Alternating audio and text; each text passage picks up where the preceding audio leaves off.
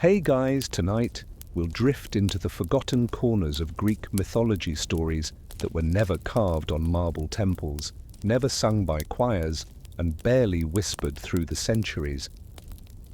This is boring history for sleep, a place where the old tales turn soft, where myth becomes a lullaby. Think of me as your sleepy historian, guiding you not into battles or conquests, but into quiet fires, secret loves and songs that never found their ending. Over the next 2 hours, we'll wander through 4 long chapters. The fading hearths of ordinary mortals, the burden of a fire-bearer who dared to climb Olympus, the silent love of a Spartan daughter and a hidden god, and the final melody of a bard who sang even as the gods grew fearful. So before we settle in, a small reminder: if you enjoy these slow and gentle journeys, you can subscribe to Historian Sleepy 365. It helps keep these long, boring history for sleep stories alive so that whenever you need, there's always a quiet voice and a forgotten past to drift into. Now let the lights dim, pull the blanket closer, and let's begin. Let your mind grow still. And picture a distant evening, one that took place long, long ago.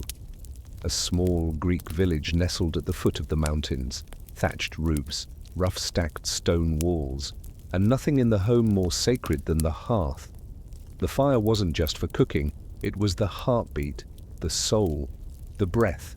Around the flames, children listened to stories. The old repeated the words of their ancestors. Fathers repaired their tools. Mothers spun thread and baked flatbread. Fire was light, fire was sound, fire was scent. But there were days, in memories passed down as legend, when the fire began to fade. At first, it was only the pops and cracks growing sparse, more smoke than glow. The familiar gold-orange flame shrank into a faint pink shimmer, weak as a cat's eye in the dark.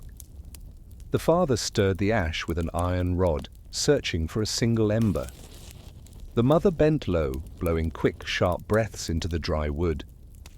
But the fire didn't catch, only cold ash remained, and the smell of smoke clinging to hair and cloth. The room sank into a darkness so thick that even a child's chattering teeth echoed like drums. In that moment, people felt strangely small. They weren't just cold, they felt abandoned by the gods. Because to the ancient Greeks, fire was not merely fuel. It was a thread linking mortals to the divine. The goddess Hestia, guardian of hearth and home, was honored in every city. In the heart of Athens, in the temple at Delphi, in countless humble towns, a sacred flame burned day and night, watched over carefully by chosen women. If that flame went out, it was an omen. And in every home, the hearth in the center of the room was a reflection, a small mirror of that sacred flame. When it died, it wasn't just cold that crept in, it was a message. The goddess of life had turned her face away. So when the entire village found itself surrounded by ash and silence, fear set in. People gathered in the square, packed tight, watching white-robed priests try to relight the ritual torch. They struck stones, they poured resin, they prayed, but only grey smoke rose, stinging the eyes, useless. An old woman's voice trembled. "Hestia has abandoned us." The whisper spread quickly, heavy as fog. Step outside the house, see the fields stretched wide. The wind blows cold, carrying damp, musty air. The barley is shriveled, the vines curl at the leaf. Olive trees drop their tender shoots. What once gave life, now stands bare. Dust swirls on the plains. Frost coats the mountain slopes. A farmer kneels over cracked earth, calloused hands trembling against the handle of his hoe. At home, his wife tries to light the fire for bread, but the smoke stings the nose, and the raw dough never cooks. Their child coughs, a dry sound lost in the wind whistling through the shutters. This cold, it's not winter's usual chill. It's thicker, deeper. It sinks into the flesh. A person can wear 3-4 layers of coarse wool and still feel it, cold in the bones. It doesn't just freeze the body, it shrinks the soul. In the cities, the scene is no brighter. Even the temple of Hestia, where the eternal flame was kept, would sometimes dim. They say when the fire in Delphi was extinguished, people took it as a sign of disaster. Crowds filled the temple courtyard, carrying honey, wine, and baked offerings to lay before the altar. The priests tried everything, but the stone remained cold. Their prayers scattered into the wind and vanished. Faith flickered like a dying coal in the night. For children, the fear took shape as monsters. They whispered that when fire goes out, the cold becomes a creature, crawling along the walls, blowing icy breath across their sleeping faces. The elders shook their heads. Without fire, the spirits of the dead couldn't find their way home. A young woman lit a small oil lamp, its pale blue glow too weak to chase the dark. She tied red thread around her child's wrist, hoping to keep evil away. But nothing could stop the cold from slowly creeping into their bones. The men spoke in hushed tones. Maybe it was time to leave, to find another land, a place where light still lived. But beyond the hills lay raging seas and sharp mountains. No one could say for sure where fire still remained. So they stayed, huddled near a heap of dead ash. In ancient times, fire was fragile. There were no matches, no lighters. To make fire, you had to strike stone on steel or twist dry sticks until they sparked. People would keep a red ember alive, passing it from house to house, cradling it like a jewel. If it died, it was as if the whole village had lost its lifeline. Maybe that's why the Greeks told the tale of Prometheus, the one who stole fire from the gods and gave it to humankind. That myth wasn't just a story of rebellion, it was a memory, a collective fear of endless darkness, of being forgotten by the divine. Even today, when archaeologists dig up places like Olympus and Pella, they still find stone rings, layers of cooled ash, remnants of families gathered around the flame, sharing stories, singing lullabies, preparing meals. What remains is only a hollow pit. But the memory of fire lives on in the stories. Without fire, all sound fades. No lyres, no festival songs, no cradle chants. The village sinks into a strange silence, and in that silence, every person feels alone, even while surrounded by others. In Greek memory, that silence was more terrifying than death. So when a hearth goes cold, it becomes a symbol of fragility, of the fear that the gods have turned away, but also the beginning of longing. In darkness, people still search for a way to coax a spark from ash, still believe that somewhere light remains. The fire had faded, and when the light went out, what remained in the hearts of the ancient Greeks was not just the cold, but an emptiness where faith once lived. For centuries they had grown used to believing that the gods were always present. Zeus reigned from Mount Olympus. Apollo lit the world through the sun. Hestia kept the hearth of every home burning bright. Every turn of life, the harvests, the rains, the wars, even love, was tied to divine will. All a person needed to do was pray, offer gifts, and wait for grace. But when the flame refused to rise, prayers became meaningless. People knelt in temples, hands clasped, lips murmuring. But the torches at the altar remained cold. They brought bread, honey, wine, and even small creatures, doves, young goats, but all of it became nothing more than smoke drifting uselessly into the sky. No thunder answered, no flash lit the heavens, only silence. And in that silence, the whispers began to spread, the gods have abandoned us. At first, no one dared say it aloud. They only looked at one another, eyes filled with quiet doubt. A father, watching his child tremble with fever, muttered, "Where is Zeus?" A mother, holding her child's cold hand to her chest, whispered, "Hestia no longer tends our flame." An old man in the village sighed as he looked upon dust-covered statues in the temple and spoke the words everyone else avoided. "Perhaps the gods have turned away." The words were light as wind, but their weight spread through the community like a crack spreading across stone. At meager meals the questions surfaced. If the gods no longer listen, why pray at all? Some remained faithful, lighting incense, pouring wine into the earth, hoping for a flicker of mercy. But others gave up. They stopped entering the temples. The white marble statues, once gleaming, now cracked and covered in moss. Prayers at night grew scarce, replaced by the long howl of wind threading through the columns. In the grand cities, where temples stood tall and proud, things were no better. In Athens, the public flame once burned in the agora, so families could bring it home to light their own hearths. But one day, that flame went out.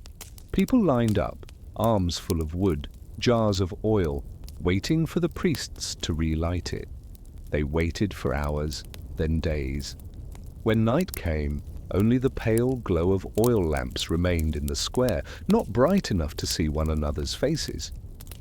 They stood quietly, and again, in the dark, came the whisper. The gods are no longer with us. The silence of the divine turned fear into a crisis of belief. Each time a child died of illness, people cried out, "Apollo, why didn't you save them?" Each failed harvest brought footsteps pounding dry soil, calls rising to Demeter, but the seeds would not sprout. And so the prayers became shouts, angry, desperate. "Why have the gods left us?" And from that anger, rumors began to take root. Some claimed they dreamed of Zeus seated on his throne, his back turned to humankind. Others said Athena had drawn her sword, not in protection, but only to gaze down in silence, eyes cold. The stories passed from mouth to mouth that humans had broken their ancient promises, had grown too proud, and so the gods had left together, abandoning the world to the cold. These whispers followed the dirt roads, slipping into homes, into fields. They didn't crash like war drums. They didn't roar like thunder. They crept, soft and unrelenting, pressing down on hearts one breath at a time. Winter's chill was harsh enough, but the chill of being left behind was heavier. At Delphi, during a rare ceremony, worshippers gathered desperate for an oracle. They knelt on stone steps, waiting for Apollo's priestess to appear. A young woman in a purple robe, her eyes clouded, breathed deep the smoke rising from the sacred fissure in the earth. Everyone waited, but instead of her usual cryptic prophecy, she simply exhaled and collapsed. Not a word was spoken. The crowd froze. Some wept, others whispered. Even Apollo is silent. In daily life, the erosion of faith showed in quiet ways. Once, every meal began with a few drops of wine poured into the ground, a toast to the gods. Now many skipped the ritual in silence, believing the gods no longer heard. Once, weddings and births were filled with prayers to Hestia and Artemis. Now the rites were done out of habit, or not at all. Temples that once bustled with life became homes for birds. The hymns stopped. Only the wind moved, whistling through bare columns. Children, once taught to pray before sleep, now lay still, eyes open in the dark. The elderly, who used to tell stories of divine deeds, now only shook their heads and said, "That was long ago, when the gods still cared." These words weren't loud, but they repeated, until they became a mournful chorus across all of Greece. Perhaps the worst part wasn't the hunger or the cold, it was the hollowness.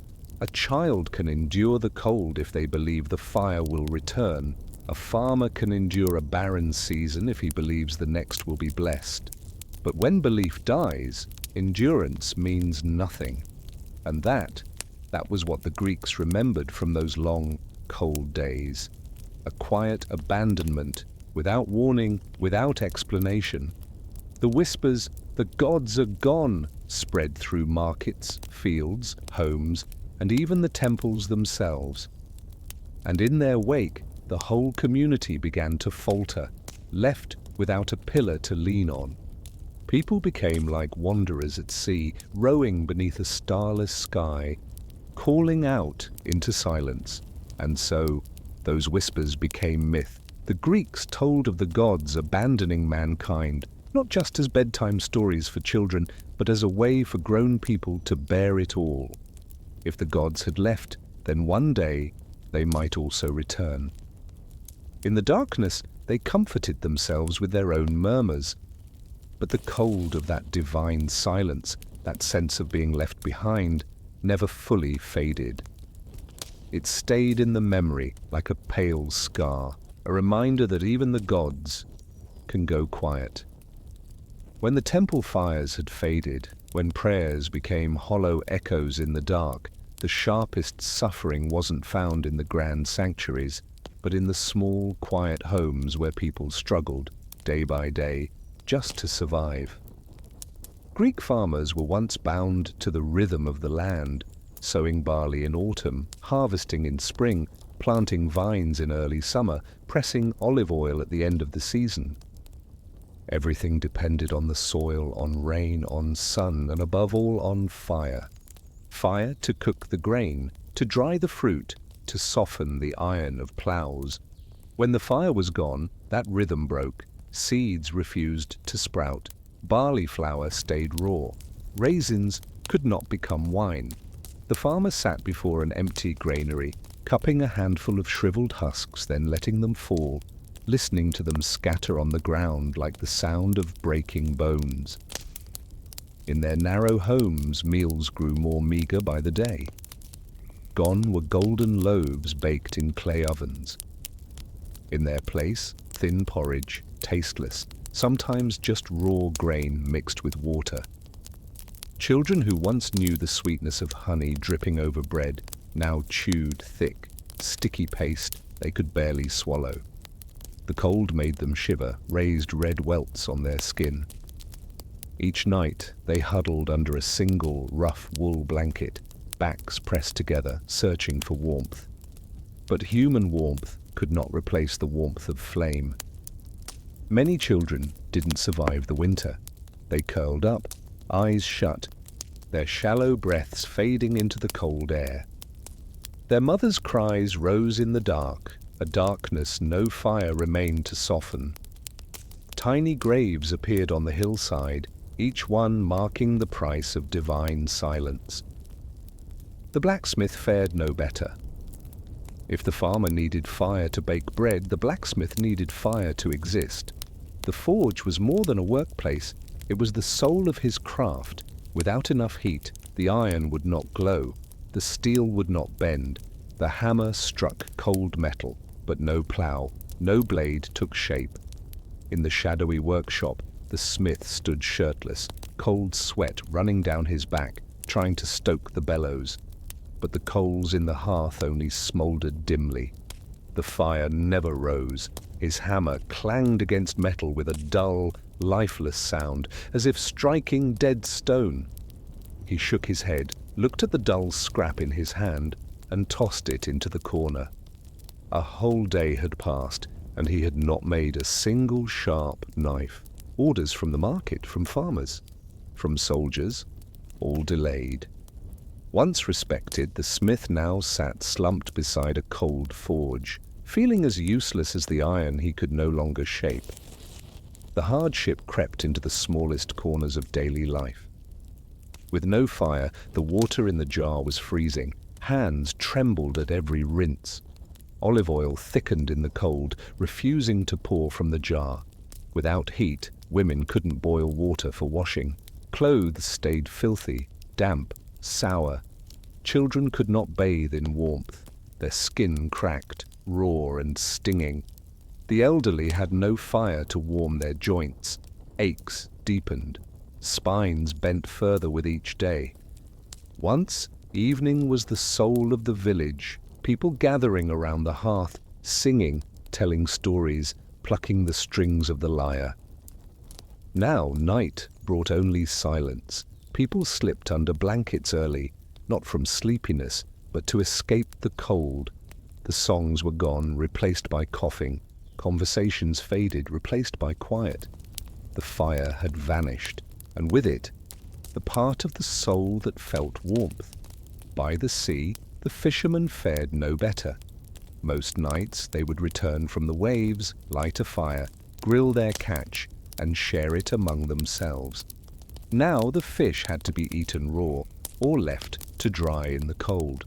The sharp, fishy taste lingering on the tongue. They said raw fish caused stomach pain. But there was no other choice. On stormy nights, boats were flung back to shore, and the fishermen shivered in soaked clothes. They looked toward the village, hoping to see the glow of a fire in the distance, but there was only thick darkness. Without flame to guide them, the sea became wilder, more endless, more cruel. High in the mountains, goat herds suffered too. They once lit campfires to ward off predators, to warm goat's milk, to light the long nights. Now, with the fire gone, the goats huddled close, trembling. Many froze. The herder sat in darkness, listening to wolves cry in the distance, with nothing to shield him but the night itself. Those little fires, once faithful companions, had vanished. And when you lose your closest companion, every danger seems twice as large. All of it added up. The cold, the hunger, the silence, turning daily life into a long chain of suffering. No joy remained to soften the pain. No light to distract from the fear. People were pressed into smaller and smaller corners with nothing left but cold and helplessness. The ancient Greeks remembered those days by turning them into myth. They told one another that it was human pride that angered the gods, that made them take fire away. They created the story of Prometheus to explain why fire once disappeared and why, one day, it returned. But behind that myth was the raw truth of daily life, failed harvests, children curled against the cold, a blacksmith staring into a dead forge. These sufferings became the soil for every whispered prayer, every dream of someone who would bring the fire back. Because only after enduring the deepest cold can a person truly understand the worth of flame. And it is in that darkness that even the smallest hope has a chance to take root. In the lingering cold, when the fire had gone out, when prayers turned to silence, people began to reach for something else to hold on to, rumors, dreams, and vague prophecies. No one knew exactly where the first rumor began. Perhaps it came from an old woman sitting beside Hestia's cold altar, claiming that in a dream she saw a child with eyes as red as embers. Perhaps it was a young fisherman walking alone along a frozen beach who swore he'd seen a strange figure leaving warm footprints in the icy sand. Or maybe it was a lost pilgrim climbing the slopes of Delphi who heard the wind whisper, "One will come who brings back the flame." These stories spread without proof, without reason. They spread like breath, like wind, from village to village. In the dark, people listened to one another, and each whisper, each tale planted another seed of hope. They began to speak of unusual children. A newborn boy whose first cry made the oil lamp flare. A 5-year-old girl sitting beside the ashes, drawing a circle in the dust. And some said they saw the cinders flicker with firelight. No one verified the stories, but everyone wanted to believe. Strangers appeared in the villages, wrapped in threadbare cloaks, walking through the shadows. People watched them pass and whispered, "That could be the one who brings fire." They said he had a scar on his shoulder shaped like a torch, or that his eyes held an unnatural gleam. It didn't matter what was real. A single sign was enough. Imagination filled in the rest. In the mountains they spoke of a new oracle. An old woman sitting on a stone, hair white as ash, eyes blind but full of visions. She said, "There will come one who belongs neither to night nor day, one who rises from the ashes, and the fire will follow." Villagers came in groups to hear her, bringing dry bread and goat's milk as offerings. They sat in circles in the mist, listening as she spoke, not knowing what was true, what was invented. But to them, truth mattered less than the feeling that hope still lived. At the seaports, sailors whispered that when their ships sailed far, they saw a column of light on the mountain, even though no fire had been lit there. Some swore that while anchored at night, they heard the hammering of iron from beneath the earth, as if a smith was working in the deep. They called it a sign a child of fire was preparing to return. Children, too, joined in the murmurs. They told each other that if you stayed up late enough, you'd see a young man pass through the village, his breath curling like warm smoke, or that if you stared long enough into a heap of cold ash, you'd see a hand tracing circles of light. These tales seemed childish, but adults listened in silence, because sometimes the most fragile belief takes root in a child's imagination. In the long nights, dreams began to feel like omens. A mother dreamt of a torch lighting the entire valley. A father dreamt of sitting in a frozen house until a stranger came, placed a hand on the hearth, and the fire returned. The elders dreamt of silent gods, but behind them, a child holding a torch stepped forward. Each dream, each whisper, became a fragment, and together the community wove them into a new kind of faith, that someone different would come to bring fire back. In the temples, the priestesses began to hear strange whispers too. When they lit incense, the smoke twisted upward. Some said it took the shape of flame.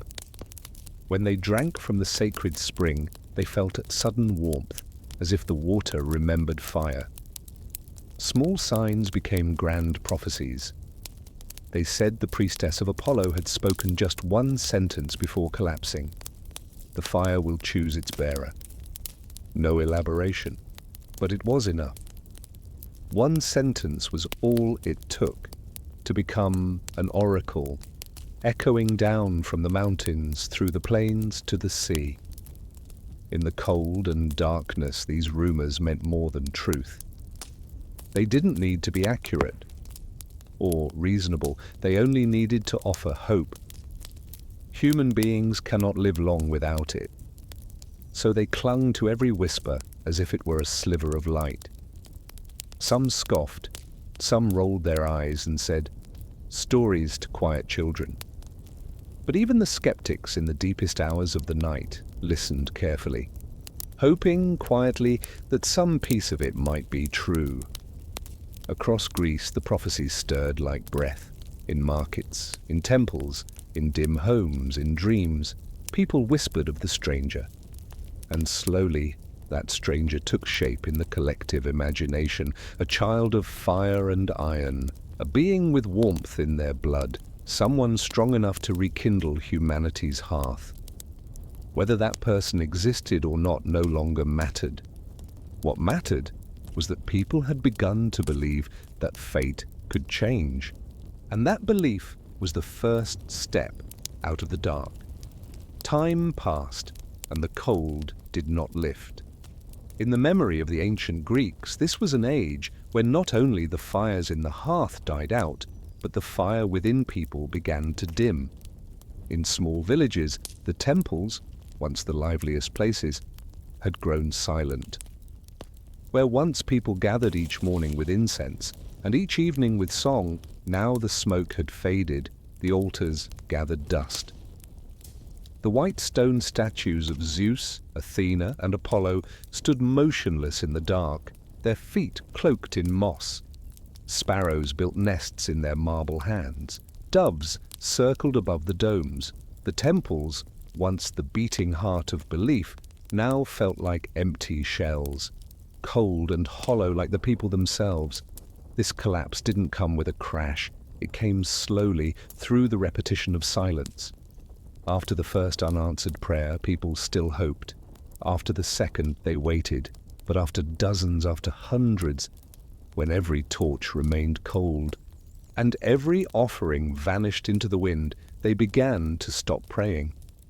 And that stopping, not the silence itself, was the deepest crack. In families steeped in tradition, grandparents still taught the children the old prayers. But their voices lacked conviction, repeating the words not from faith, but from habit. The children listened, then turned away. They no longer asked about the gods. The elders still told mythic tales, but their voices rasped, and more often they admitted aloud, perhaps the gods have gone far from us. In the cities, the signs of abandonment were even more visible. The agora, once filled with shouts of merchants, the debates of philosophers, and music during festivals, now sat quiet. Around the temple of Hestia the stones cracked, smoke drifted like mist. There were no more processions, no communal songs, only a few old figures remained, moving slowly, sitting quietly before cold altars and sighing into the stillness. The absence of fire had brought the absence of community, because fire didn't just warm homes, it warmed the spirit. The ancient Greeks had lost both.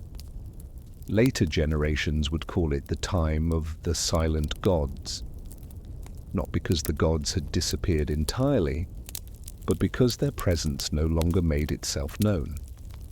The people felt alone. The oracles at Delphi spoke less and less. The priestess often did nothing but sit and exhale, silent. No cryptic verses for people to ponder, no flicker of light to hold on to. As the spirit withered, people began to abandon even the most sacred places. Some temples were swallowed by weeds, some altars left bare, with mice scurrying between the gods' stone feet. The spiritual collapse didn't roar, it whispered, like a hearth whose coals had cooled without anyone noticing until only the dark remained. And yet, if we look beyond Greece, we see this wasn't a singular story. In Mesopotamia, when the Tigris and Euphrates shifted course and the fields dried up, people believed the rain god had departed. Ancient texts echo with laments, "The god has left us, and the enemy walks in." Their faith trembled, but the people of Mesopotamia did not submit. They created new rituals, raised secondary altars, composed longer chants to fill the void left by divine silence. In Egypt, every year the people waited for the Nile's flood, a sign that Osiris still protected them. But some years the waters came late, or not at all, and the land cracked open. In response, they held festivals to summon the god's return, offering lotus flowers to the river, singing through the night. It was their way of resisting the silence, with collective sound, with ceremony, with celebration. In Japan, myth tells of a time when the sun goddess Amaterasu, angry and wounded, hid herself inside a cave, and the world fell into darkness. But the other gods did not sit in despair. They danced, they drummed, they created such a joyful racket that Amaterasu grew curious, peeked out, and light returned. That story has lived in Japanese memory ever since as a reminder. When the gods fall silent, human joy and ritual can call them back. In this, Greece was no different. When the fires went out, when temples grew cold, the people did not lie down in defeat. They retold the story of Prometheus, who stole fire for humankind. They whispered of the stranger, the one who would bring the flame again. They created new myths to fill the gap left by the old gods. That is humanity's most enduring strength, the ability to create new rituals when the old ones collapse, to kindle the light of imagination when real light fails. If you close your eyes and picture an abandoned Greek temple, the statue cracked, columns leaning, ivy climbing every stone, you might still hear something. Not the voice of the gods, but the murmur of people saying softly to one another, "We will find the fire again." The silence of the divine may cause one generation to tremble, but from that silence another will rise. And from that darkness the myth of the fire-bringer is born. No matter how long the gods remain quiet, humanity will never stop telling stories to keep itself warm. If you let your mind drift slowly like a river, you might hear a story, one that begins in a place no one would think of as sacred. Not a temple, not a palace, but a dim forge. In the ancient memory of the Greeks, the forge was where Hephaestus, the lame god, the master of flame, often lingered. And in a forge like that, a child was born. They called the child Aethon. Aethon's mother was not a goddess. She was no princess, just a blacksmith, a woman who lived by the ring of her hammer, the scent of iron, and the heat of glowing coals. Her room was always filled with smoke, her hair darkened by soot, her hands thick with calluses. They said she made blades so sharp they could slice a hair in the wind, and shields so supple they could stop a spear without cracking. To ordinary eyes, it was skill. But to those who believed in myth, it was something more, a sign of the divine, hidden in every strike of her hammer. One night, as a red moon hung low over the sky, a stranger came. He didn't knock. He simply appeared from the swirling smoke of the forge. They say it was Hephaestus himself, the smith of Olympus, scorned by the gods, yet maker of their weapons. He looked at the woman, not for her beauty, not for her softness, but for the way she held the hammer like a heartbeat, for the way she stared into the fire as though it were her own reflection. That night, the flames burned brighter than usual, and 9 months later, Aethon was born. The tale of Aethon's birth spread quickly through the village. Not because it was joyful, but because from the very first breath, he was different. The midwife said that when Aethon opened his eyes, they glowed with the red of burning coals. And at that moment, the fire in the forge flared high, as if recognizing a kindred soul. The child didn't cry loudly, he simply exhaled, a long, low hiss like coal cracking in the heat. The onlookers whispered, "This child does not belong to the mortal world." From that day on, Aethon's life carried both wonder and weight. By the age of 3, he could touch embers without flinching. At 5, he lifted a small hammer and struck copper. The sound rang out like a bell. At 7, he forged his first knife, not perfect, but strangely sharp. And when held, it gave off a subtle warmth, as if it carried a sleeping flame. But the unusual always brings fear. Children avoided him. They whispered behind his back, calling him the child of ash. Adults watched with wary eyes, half curious, half afraid. They thought, this child bears the mark of the gods, and gods they bless, but they also curse. No one let their children play with him. No one invited him to festivals. When crops failed, when wells dried up, when a house caught fire, People found a reason to link it to Aethon. "It must be him," they said softly. "That boy's an omen." But his mother was different. She loved him fiercely. She taught him to look at fire, not with hunger, but with listening. "Fire doesn't obey commands," she told him. "It responds to those who know how to speak with it." Each night, as Aethon sat before the hearth, she explained that fire had its own language. The crackling was a greeting, the heat a laugh, the rising ash a whisper. Aethon listened and remembered. To him, fire wasn't danger, it wasn't a tool. It was an old friend, sometimes temperamental, sometimes kind, always waiting to be heard. And yet, even with his mother beside him, Aethon felt alone. He watched the other children play in the fields, blow flutes, toss stones. He sat at the forge, listened to their laughter from afar, then turned to his soot-covered hands. He didn't know where he belonged, too different to be ordinary, too human to be divine. To the village, his difference was something to fear. But to the flame, it was destiny. As Aethon entered adolescence, the signs grew stronger. They said that on winter nights, when the village froze, his forge still gave off light.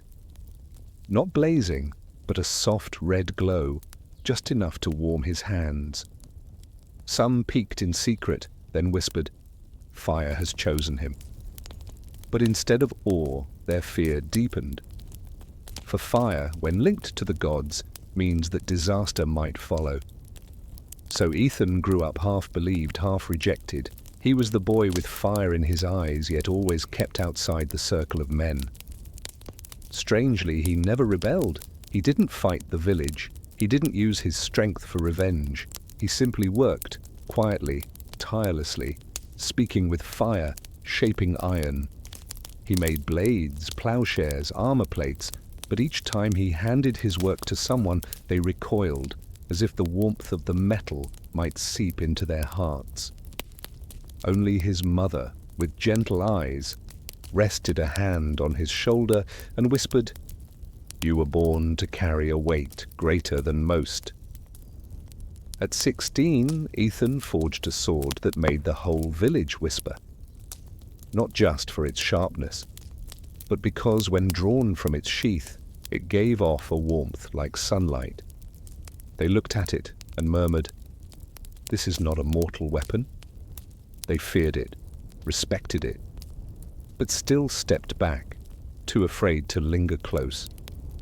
Aethon looked at the sword, but he felt no pride. What stirred inside him was something else, a quiet reminder that he was not made for small tasks. He had been born for something greater. And from the heart of the flame, he heard it, a whisper. "The fire has chosen you."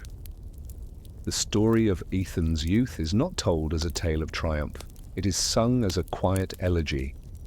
The child born of fire and iron, with light in his eyes, but treated as a curse. He grew up in doubt, in the shadow of whispers. And yet from that shadow his path unfolded, because only those who have known deep loneliness can carry a light bright enough to guide the world back to warmth. For a long time, Aethon lived like a shadow in his own village. He grew up among the hammer's ring, the smell of smoke, and the dim red glow of the forge. But when he stepped outside, he saw a world withering day by day. And it was that sight that planted within him a decision no one else dared to imagine. In those days, the Greeks whispered that the fire of humankind was fading. Not just in a few hearths gone cold, but in the sky, the earth, the rhythm of all things. In the countryside, the hearth was once the warmest place in every home.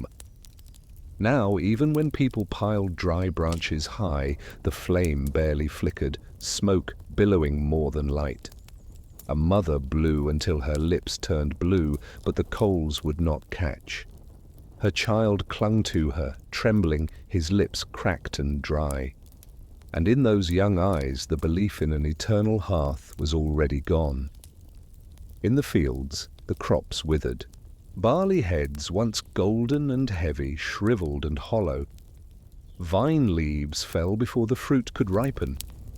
Even the olive tree, symbol of Greek vitality, grew brittle, its bark grey and lifeless. Farmers held sickles in hand, but there was nothing left to reap. They blamed the rain, they blamed the wind, they blamed the soil. But deep down, everyone knew. When the god's fire was gone, all life had slowed to stillness. Aethon saw it all. He saw the hollow-eyed children pass his forge, thin and violet-lipped. He saw the tired men who had no wood to burn, no iron hot enough to mend a broken plough. He heard the weary sighs of mothers, the quiet weeping of elders over bowls of watery broth. He sat by the forge, gazing into the last red coal, and a question stirred in him. If I can still keep the fire, why is the world growing cold? Rumors poured in from afar. Merchants said that even Spartan soldiers now shivered before dead hearths. Sailors from the Aegean brought that ship torches blew out at sea, leaving only black waters behind. Pilgrims returned from Delphi and whispered that the priestess no longer spoke, only shook her head in silence. The world had not just gone cold, it had lost its voice. And in that silence, people began to accept the cold as fate. But Aethon was not like them. To him, the fire still lived. It hid in the coals, in the last dim glow, in the lingering warmth of iron. He believed the flame had not died, only been taken, held somewhere beyond human reach. On long nights, he sat before the quiet forge, drawing circles in the ash. And a thought repeated again and again. If fire is no longer here, then it must be somewhere else. And the only place powerful enough to hold it is Olympus. To anyone else, it was madness. Olympus was not a mountain mortals climbed. It loomed high, shrouded in mist, the dwelling place of gods. People looked up from afar, bowed low, but none had ever dared ascend. Yet, in Aethon's heart, the thought grew stronger, not because he longed to defy the gods, but because he could no longer bear to see people wither in the cold. He remembered the children who died curled in winter. He remembered his mother's calloused hands, still working iron through smoke and sweat, even when the fire wouldn't come. He remembered the eyes of his village, fearful of him, but quietly, desperately, hoping. And Aethon understood. If no one else would go, then he would. They say that on a winter afternoon he stepped into the village square where only a few heaps of ash remained. He didn't shout, but each word carried, "The fire was taken, and I will bring it back." The crowd went still. Some scoffed, dismissing it as youthful arrogance. Some trembled, fearing that to challenge the gods was to summon ruin. But a very few, looked at him differently, with the eyes of those who had already lost everything and had nothing left but hope. From that day on, Aethon began preparing, not like a warrior with swords and armor, but like a blacksmith. Quietly, deliberately, each hammer strike a vow. He forged knives, not to slay, but to remember who he was, a son of fire and iron. He repaired his bellows, even knowing they wouldn't last the journey. He gathered bits of metal, small, glowing coals, as if collecting the scattered memories of a world gone dim. Each night, as the forge cast its soft glow, the villagers whispered. They didn't stop him. They didn't help him. They simply watched, as one watches someone walking a path laid out long before, a path with no return. Before he left, Aethon returned to his mother. She was older now, her hair streaked with silver, her hands trembling, but her eyes still bright. She looked at him, and in his gaze she saw the fire the world had lost. She said softly, "You weren't born for comfort.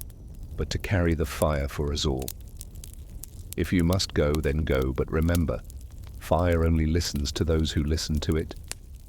Aethon nodded, and in his heart her words became a small flame, guiding him through the dark. And so, on a foggy morning, Aethon left the village. No parade, no farewell, only a few silent figures watching as his shape vanished. The road toward Olympus was long, cold, and quiet. But in every step, Aethon carried the memory of extinguished hearths, the last breath of a fading world. No one knew if he would succeed. But from that moment forward, one thing became clear. While the world bowed its head to the dark, there was one who looked up to Olympus and walked. The path that led Aethon toward Olympus was neither straight nor bright. Those who came before had said, before a mortal can set foot on the god's mountain, they must first stand where destiny still speaks. The shrine of prophecy. Since ancient times, Greece had places called thresholds of the divine. They weren't golden palaces, but mountain fissures, smoke-veiled caves, strange springs bubbling in the hills. It was believed that from these cracks the voices of the gods poured out, slipping into the bodies of priestesses, and became prophecy. Delphi was the most famed of them all, where Apollo once whispered through pine smoke, where kings and generals sought answers before war. But by Aethon's time, even Delphi had grown cold. The oracles no longer spoke daily, only sometimes and faintly, like the final breath of a fading dream. Still, Aethon knew if he wished to climb Olympus, he must face the final voice of the gods, the prophecy, the verdict. The journey to Delphi was long and cold. The mountain road wound unevenly, shrouded in mist. Aethon travelled alone, his cloak threadbare, his only possession a sword he had forged himself, a blade never drawn in battle. He passed through barren pine forests, over dry streams, past abandoned villages where no smoke rose from any hearth. At every stop, the silence of the gods grew heavier. When he reached Delphi, it looked nothing like the stories. The temple of Apollo, once gleaming with white stone and incense, was cracked and worn. The stairs were slick with moss. The Castalian spring still flowed, but weakly, like the sigh of a mountain too tired to speak. Inside the great hall there were no crowds of pilgrims, only a few thin figures slumped against the columns, eyes vacant. They waited, not because they expected answers, but because they had nowhere else to go. Aethon was led down to the prophetic chamber by an old priestess. She didn't speak, didn't look at him, only limped ahead with a flickering oil torch in hand. Its yellow glow showed the cracks in the walls, the faded carvings of Apollo. The chamber was wide, but cold. At its center stood a broken stone seat. Upon it sat a young prophetess, her hair long and unkempt, her skin as pale as ash, her eyes closed. Before her, a thin mist rose from a crack in the earth, the mountain's breath. As Aethon stepped inside, she opened her eyes. They were not like mortal eyes. They were clouded, but within the cloud light flashed like lightning, then vanished. She didn't ask his name, didn't ask his purpose. She simply inhaled the mountain's smoke, then spoke. "You will climb Olympus." Aethon stood silent. Others in the temple lifted their heads, their breath visible in the cold air. She continued, "You will place your hand on the fire that was hidden, and you will carry it back to mankind." For a moment, hope flared in Aethon's eyes, but then her voice darkened, heavy as stone. "But you will die." Her words struck like a hammer against the column, making the hall tremble. Pilgrims began to whisper. Some wept quietly. Aethon remained still. He had come knowing the answer would be hard, but hearing it spoken aloud was still a blade to the heart. "No other way?" he asked, his voice low. steady, without fear. The prophetess opened her mouth. The sound that came out was not quite speech, more like wind across a mountain cliff. No. The fire does not belong to mortals. It was stolen once, and the thief was chained. If you touch it, the price is your life. That is the law carved in stone since the beginning of time. Aethon said nothing. In his mind, he saw children curled against the winter, hands trembling above cold ashes, his mother sighing at a lifeless forge. If the price was death, would he pay it? The answer came faster than he expected, not as a choice, but as a reflex, as natural as breath. Then I will pay it. The prophetess looked at him for a long time. Her clouded eyes flashed one last time, then dimmed. She whispered, her voice distant as the wind. You've been paying it since the day you were born. Child of fire, your fate was forged long ago. This path holds no way back. And then she slumped forward on the stone seat, like a candle gone out. The vapor from the crack in the earth faded, and the chamber grew still, dark, and silent as a tomb. Aethon stepped out of Delphi into the evening mist. The sky was grey, no sun, only leaden clouds. On the stone steps, the pilgrims watched him go.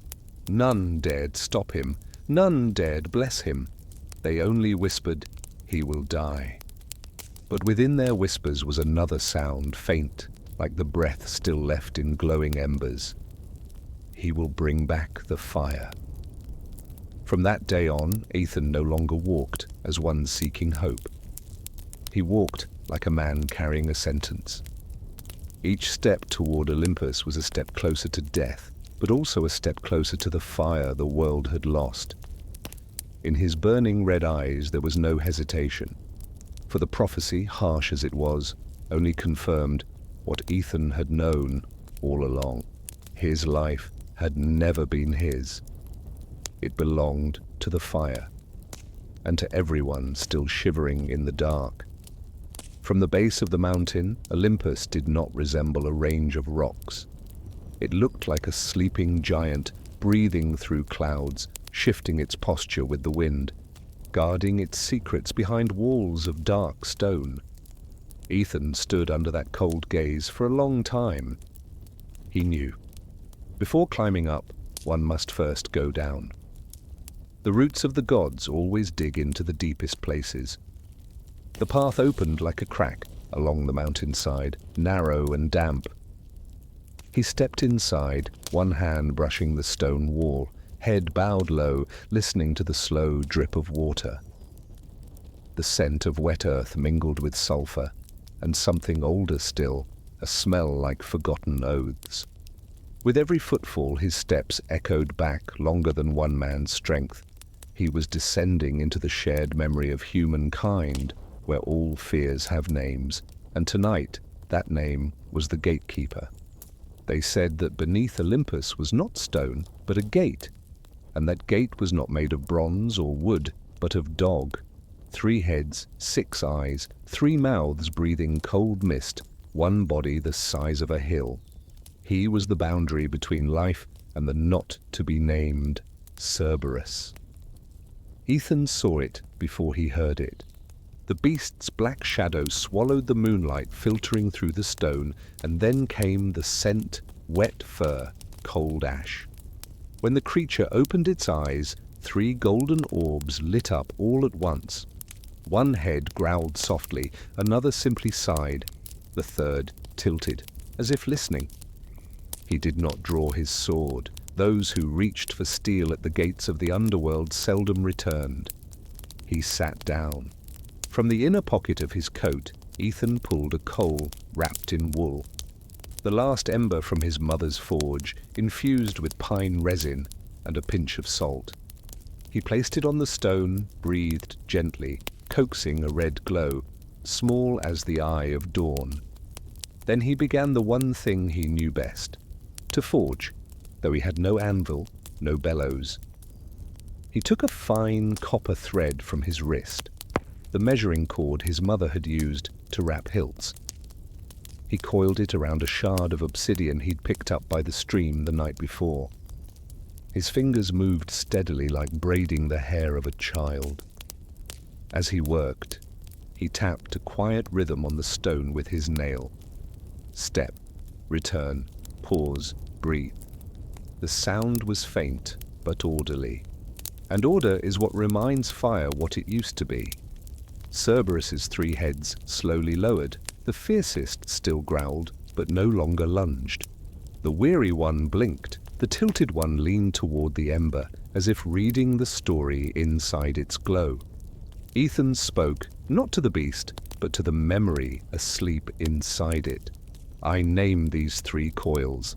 The first, remembrance, so you won't forget who passed through. The second, honor, so you won't betray the gate you guard. The third, grief, so you'll see the sorrow of the mortal world and choose not to add to it. He linked the 3 loops into a silent lock. No teeth, no thorns. When he held it out, the tilted head bent low. Aethon didn't fasten it. He simply laid it down. The copper touched the fur. The ember glowed faintly in the reflection of the golden eye. There was no incantation, only breath in, breath out. His mother's flame mingled with the breath of the beast, and in that moment he heard, far away, the sound of old chains falling on stone, like someone unfastening them. Cerberus lay down, its massive body closed like a gate. Behind it, the darkness opened into a passageway. All 3 heads turned away as if saying, "Go! We've seen the cold you carry on your back." Aethon bowed. He didn't say thank you. At the edge between life and the unnameable, thank you is too delicate a word. He placed the ember back into his coat and moved forward. This time, he climbed. But the lower slope of Olympus felt like the back of a creature unwilling to be stepped on. The earth tilted without warning.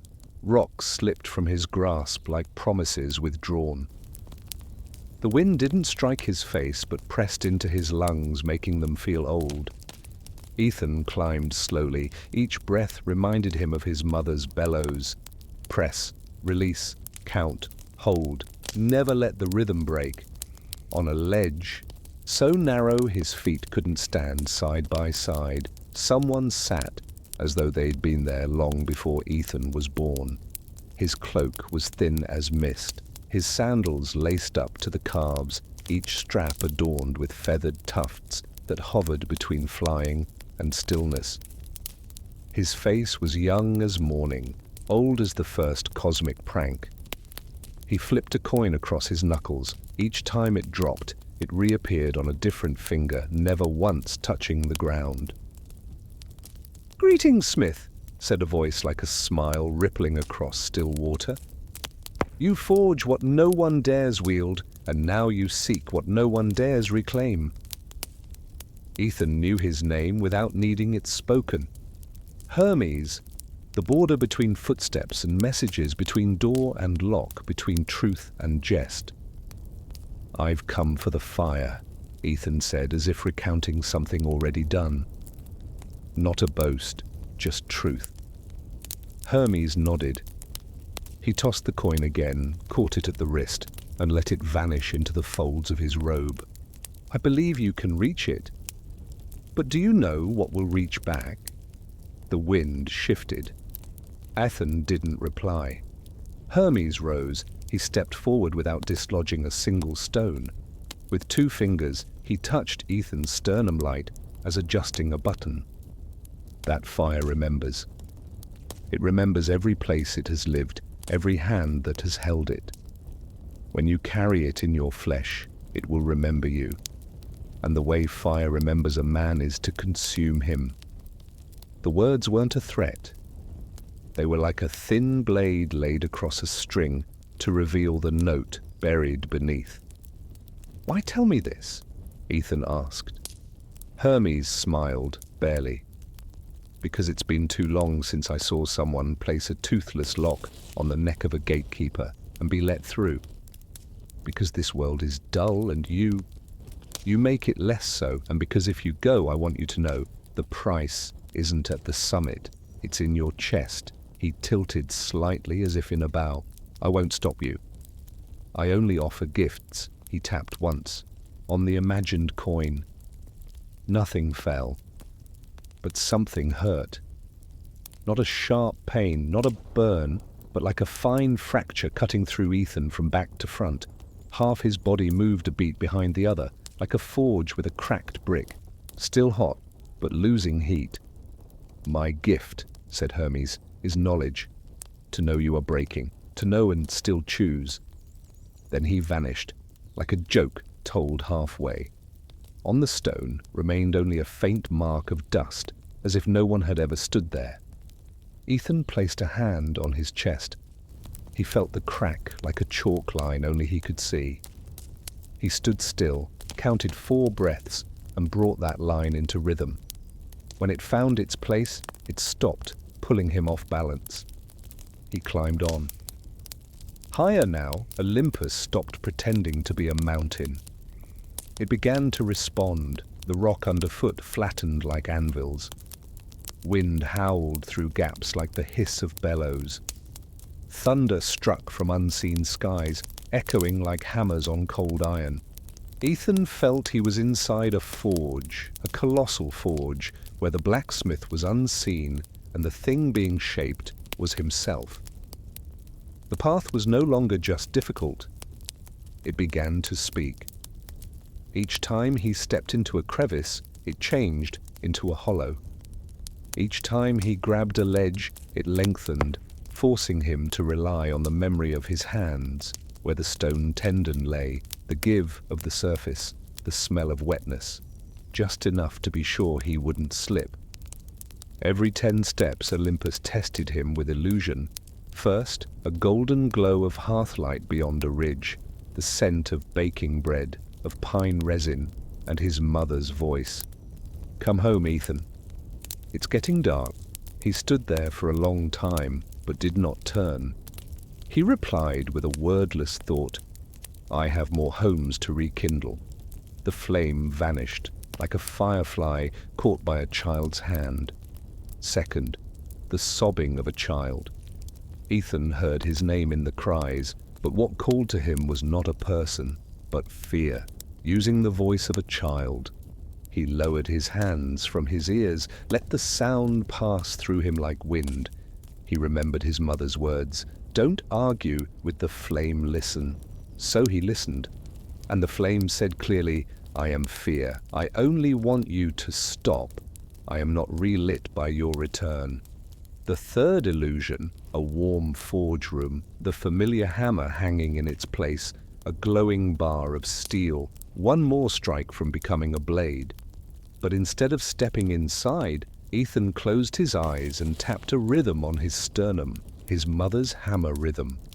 It struck not iron, but illusion. The room dissolved like smoke. Olympus, seeing illusions no longer worked, changed its strategy. It turned to pain. The stone cut like shattered pottery, sharp, careless. His hand bled, the blood dark and thick like pine resin. The wind slammed sideways, knocking the breath from his lungs mid-inhale. Snow didn't fall in flakes but in needles, scraping his cheeks raw. Aethon broke the pain down into manageable tasks. A single cut traded for a finger wedged into stone, a missed breath exchanged for 2 good ones later, a needle of snow paid for 1 step forward. Pain cannot count, but he could. On a ledge no wider than the spine of a blade, he sat for the first time since leaving Cerberus behind. The fracture Hermes had gifted was now wider. His warmth leaked faster. He placed his mother's ember between his palms and listened. It was no longer hot, but still made a tiny cracking sound, like the heartbeat of a sleeping bird. He closed his eyes and merged himself with that sound. When he opened them again, he knew he was warm enough to keep going. To his right was a cliff. Below it, clouds. Above the clouds, the imagined sound of an ocean, but there was no ocean here. Olympus had borrowed the voice of the sea to frighten a child of fire. It had chosen the wrong person. A day later, or perhaps a different word for exhaustion, Olympus changed its voice again. Voice. It abandoned wind and stone. It used silence. Aethon climbed over the shoulder of the mountain, and suddenly nothing replied. No echo of footsteps, no sense of balance swaying, no distant scent of coming rain, no faint vibration of underground springs. It was as though he'd entered a sealed room where sound had been exiled. For someone raised in the ring of hammers, silence was punishment. He did not try to hear.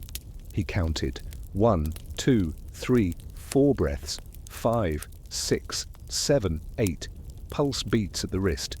He made sound for himself by counting, by gently placing his teeth together like chiming a hidden bell. Just one sound, that was enough to know he hadn't disappeared. Silence lost, it withdrew. Wind returned, carrying the scent of scorched bronze. Aethon knew he was close. Nearby, on a shoulder of the mountain that looked like someone's courtyard, he saw a footprint. Not human, not beast. It resembled the imprint of sandals, toe pressing the stone, heel untouched. A step that left no weight. Aethon smiled faintly. Hermes had passed again, perhaps to place a new coin on the edge of the cliff to see who would pick it up. Aethon did not pick it up. He walked past, like solving a riddle by refusing to answer. The clouds thinned. The sky was no longer sea blue, but the pale white of unglazed clay. Slabs of dark green-black rock jutted up, dull as cast iron. Aethon knew this color. It was the color of the hottest point in the forge, where metal changes its mind, from hard to malleable, from crude to willing. Olympus had brought him to its own heat point. Here the ground did not crack at random, but by design, as if struck by a hammer. Each step he took, the surface compressed slightly, then bounced back. Something or someone was testing the resilience of the climber. Aethon adjusted his gait. He stepped not with heel or toe, but with the full sole to spread the weight evenly, as when placing hot steel on an anvil. Don't stress a single point, don't let it crack. The wind now rose from below, carrying the scent of fresh ash. Fresh ash has no sadness, it smells of something just created. He looked up. Above, the clouds opened a path, not a gate, not a stair, not a bridge, a gesture. Rarely did Olympus use that word. Aethon placed a hand over his chest, feeling the crack. It hurt more now, but it shone more too. Not with light for the eyes, but the light of understanding. He knew what lay ahead was the place where pain becomes price. He climbed. At the very top edge of what people in the lowlands called sky, Olympus dropped all its tricks. No more illusions, no more deceitful winds, no more silence like a lid, only a surface as flat as an anvil used for 100 years. And at the center, something opposite of night. It was not fire like fire found in hearths or forges or torches. It was like fire's first thought before becoming fire. Aethon did not rush forward. He stood, like a blacksmith before his final task of the day. The one that would decide if the day was a success or a failure. Inside him, the crack Hermes left whined quietly, like glaze on pottery about to sing in boiling water. He placed his calloused palm into the air, where normally there would be nothing, but here it was dense, like unlit iron. "I am here," he said. Not to the light, not to the mountain, but to the kitchens still dark, the children still shivering, the hands still numb with cold. "I carry their names, not my own." Olympus did not answer with sound. It simply eased the wind a little. At the summit of all things, what can be heard is always less. Aethon stepped forward. his feet left behind damp prints, not from sweat, but from heat, finding a path out. Behind him, everything had tested him. The gatekeeper, the messenger, the mountain with its jokes and its tools. Ahead of him, no name, only a point. He knew there was no return, but why return? A blacksmith, once he places steel upon the anvil, does not turn back. Aethon drew his sword, not to fight, but to lay it down. The blade touched the stone with a clear, ringing sound like a hammer striking true. That was how he spoke to Olympus in the language mountains understand. I do not come to steal. I come to work. The fracture in his chest gaped open like cracked brick meeting flame. Pain spread out like a wave, but at the center of that wave was stillness. The hammer beat of his mother, the ember wrapped in cloth, the bowed neck of the gatekeeper. He placed himself in that stillness, breathed, and took the final step before the fire called him by name. At the summit of Olympus, where no name is vast enough to describe it, Aethon stood before what humans had only known through legend, the eternal flame. It did not burn like the fire in a hearth, was not red like coal, nor gold like a torch. It was white, so bright that color itself dissolved, leaving only a radiance, like a dream before it knows its name. As Aethon stepped closer, what he heard was not crackling fire, but the whisper of memory. 1,000 kitchen flames across generations, children chattering beside bubbling pots, a blacksmith's hammer, kissing anvil, old voices telling stories by torchlight. All of it, gathered, mingled, echoing with the sound of humankind itself. He reached out, no searing pain, no flames licking skin, only rewriting. His flesh trembled like a steel plate overheated, splitting, glowing, then sealing again in light. Each vein became a stream of molten fire, each bone thrummed like a taut string. The pain was not slicing, but shedding, a shedding of the old to make room for something new and unfamiliar. He did not scream, he did not groan. His breath left him in beams of light, each exhale sending warmth down the mountain. And below Olympus the world began to stir. Cold ashes in the forge flickered red. Fires in straw-roofed homes sparked to life. Oil lamps once thought extinguished suddenly burst into flame. In that moment, Aethon understood. He was no longer carrying the fire. He was the fire. With every step, frost melted from the stones. Each movement warmed the air, but the price was clear. His skin cracked like parched earth. His hair glowed like molten copper. His hands trembled, no longer able to hold their human shape for long.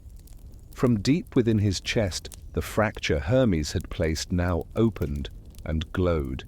But instead of breaking him, it became a passage, a way for the fire to spread through his body. Aethon knew he would not remain himself for much longer. When he descended the mountain, Olympus did not resist. The wind fell silent. Stones stopped shaking. Clouds cleared a path. The gods said nothing.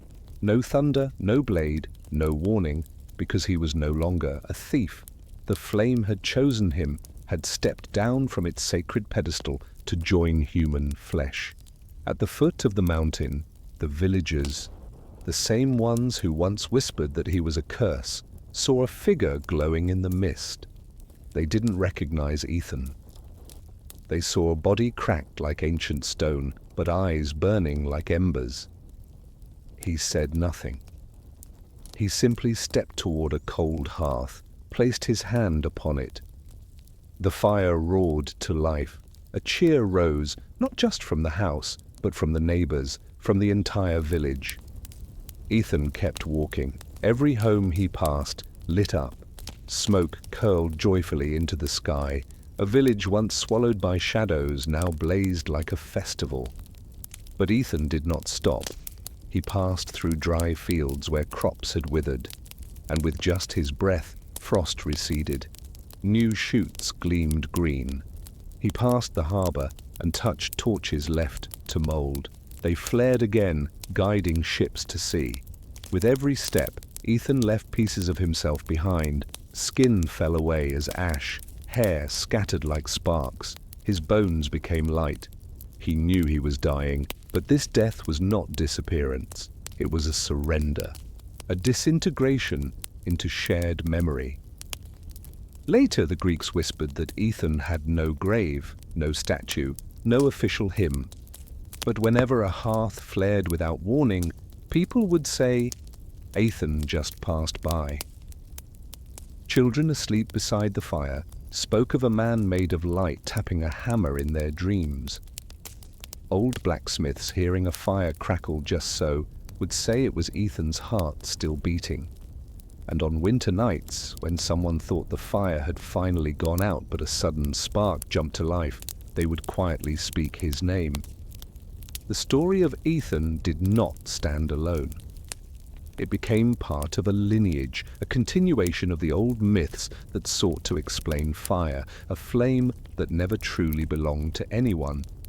In Greek mythology, Prometheus once stole fire for humankind. His image, chained to stone, liver devoured by birds each day, was a warning of the immense price of bringing light to the world. If Prometheus was defiance, a rebellion against Zeus, then Aethon was belonging. He did not steal the fire, he became it, so that no one could ever take it away again. In ancient Persia, fire held sacred ground too. Followers of Zoroaster believed fire was the symbol of truth, a flame that stood against the dark. In their temples, the fire was never allowed to die. It wasn't just energy, it was the breath of the divine. When the flame burned, the people knew the gods were still present. Even today, the Olympic flame lit, first, in Athens, carries that same truth. It belongs to no single athlete, no single nation. It is lit, passed on, carried across oceans, a reminder that fire is the shared duty of all humankind. In every culture, fire is never just fire. It is memory, collective memory. And it survives only because someone, like Prometheus, like Aethon, was willing to pay the price to keep it alive. Aethon did not return to his village as a son, did not return to Delphi as a victor. He dissolved into each rekindled fire, into every warm hearth, into every flicker of light at sea. The world lost a man, but it regained light for all. And that was the moment history quietly agreed. Fire cannot be owned. It can only be shared. And in its flickering glow, people whispered his name, not as one calls a god, but as one speaks of an old friend, someone who once, without asking, gave everything so they might sit beside the light and remember they were never alone. In the ancient Greek city-states, none were as unforgiving as Sparta. There, men were born to become soldiers, and even in death, they remained soldiers. Women were not allowed to be fragile nor to indulge in perfume and music. They were raised to give birth to warriors, to nourish them with their own strength, and to live as hardened shadows beside marching armies. In that cold world of steel, there was a girl named Damaris. She was the daughter of a Spartan commander, a man who had led troops through many wars, and who hoped his daughter would become part of that iron legacy. Her mother died when she was young, so Damaris grew up among the shouts of training drills, the scent of rusted iron, and the dust of the drill grounds. She was not like the Athenian girls who learned poetry and music, nor like the maidens of myth who sat weaving at the window. From a young age, she sparred with wooden swords beside her brothers. By 10, she could pin down a boy older than herself in wrestling, breathing steady as if it were just a game. She was swift, but quiet. Damaris did not boast of victories, did not laugh loudly at meals, did not crave feasts or wine. They called her the silent spear, part admiration, part fear. In the eyes of Spartan men, Damaris was a pride. In the eyes of Spartan women, a model. But in her own heart, she felt only an emptiness. In Sparta, any girl could be strong, but solitude, that belonged only to Damaris. Her peers gradually found families, held soft conversations about children, about grape seasons, about small home things. But Damaris, after removing her armor, faced only a quiet room, a flickering oil lamp, and walls that did not speak. She often walked outside once the city slept, climbed the hills to look out over the plains. Moonlight fell on her sun-worn face, revealing eyes that no longer held sharpness, but distance. Some nights she sat for hours by the river Eurotas, listening to the hush of its current, and wondered, will my whole life be nothing but cold steel and red blood? The Spartans believed that glory lived only on the battlefield, but within Damaris something quietly longed for more, something she could not name. No one questioned her strength. She could run 3 laps of the city walls without losing breath, could hit a target with an arrow, even in darkness. When her father, that aging commander, watched her, he nodded with satisfaction. "This is the Spartan daughter I hoped for." But he never saw the nights his daughter stood alone, eyes lifted to the sky. Never saw her hand gently touch the sword, not in readiness for battle, but as if asking whether it might answer her loneliness. Never saw the tear she wiped away upon hearing the distant flute from a village far beyond, a sound foreign to a life of discipline. Damaris was strong because she had to be. But her strength stood on hollow ground, where no one thought to ask what she truly wanted. Spartans did not believe in love stories. They saw love as weakness, a threat to the sword hand. Damaris had heard her father scold young soldiers for being distracted by women, as if that were a sin. And so she believed, if one day she ever stumbled into a strange emotion, she would have to hide it forever. To her comrades, Damaris was the unbending spear, a soldier Sparta could rely on. But deep down she felt herself to be a girl, caught between 2 worlds, not quite a goddess, not quite a gentle mother, and not truly wanting to be a warrior forever. Each time she looked skyward, she wondered, is there someone out there, on Olympus or in the dark, who hears what I long for? The Greeks believed fate often begins in the smallest cracks of the soul. And for Damaris, that crack was loneliness. It opened a space that neither steel nor discipline could fill. And it was through that space, on a bright, moonlit night, that she would one day meet someone who would change everything. But for now, she was still only a daughter of Sparta, disciplined, strong, revered, and imprisoned within the invisible walls of her city and her heart. They said that in Sparta, a warrior knew only the call to arms. But Damaris, in the longest silence of night, knew a different sound, the faint call of a tenderness she had never touched.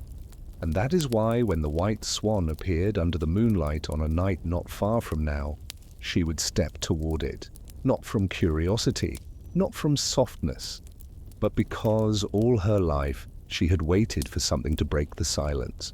On a full moon night, when the city of Sparta had fallen silent, when the training grounds no longer echoed with shouts, Damaris left the city. She walked alone, as she often did, her feet familiar with the path leading to the hills above the Eurotas River. That night, the moon shone so brightly that even the sand on the road glimmered silver, and the rows of olive trees lining the path looked as though carved from white stone. She wore no armor, carried no spear, only a light cloak, letting her bare shoulders touch the night air. No footsteps of comrades beside her, no commands from her father. Only the sound of her own breathing and the wind murmuring through the treetops. She walked farther than usual, as if drawn by an unseen force, leading her off the familiar path, beyond the hillside, across a damp meadow still kissed with dew. And then, within a valley enclosed by two cliffs, she found a strange clearing. It was nothing like the Spartan training grounds nor the marble temples. It was a small forest, its canopy curved into a crescent, letting the moonlight spill down like a silver veil upon the earth. In the center of the grove lay a shallow pool, its surface so still it reflected the moon like a giant mirror. There was no noise, no breeze, only a crystalline stillness, as though time itself had stopped. Damaris stood at the forest's edge, and a strange feeling stirred within her. She had passed through many battlefields, heard many screams, seen much blood, but never had she seen a place so utterly at peace. And then, in the middle of the pool, she noticed a figure. A swan. White, but not entirely white, its feathers reflected the moonlight into 1,000 shimmering threads. It didn't swim like ordinary birds, but glided, light as drifting smoke. Each time it turned, the water remained undisturbed, as though the lake itself held its breath so as not to interrupt that presence. Damaris froze.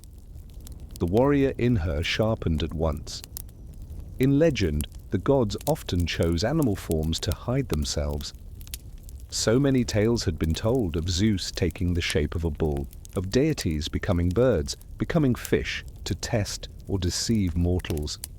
Her mind warned her, but her heart beat to a different rhythm, not the rhythm of battle, but something new, vague, unnamed.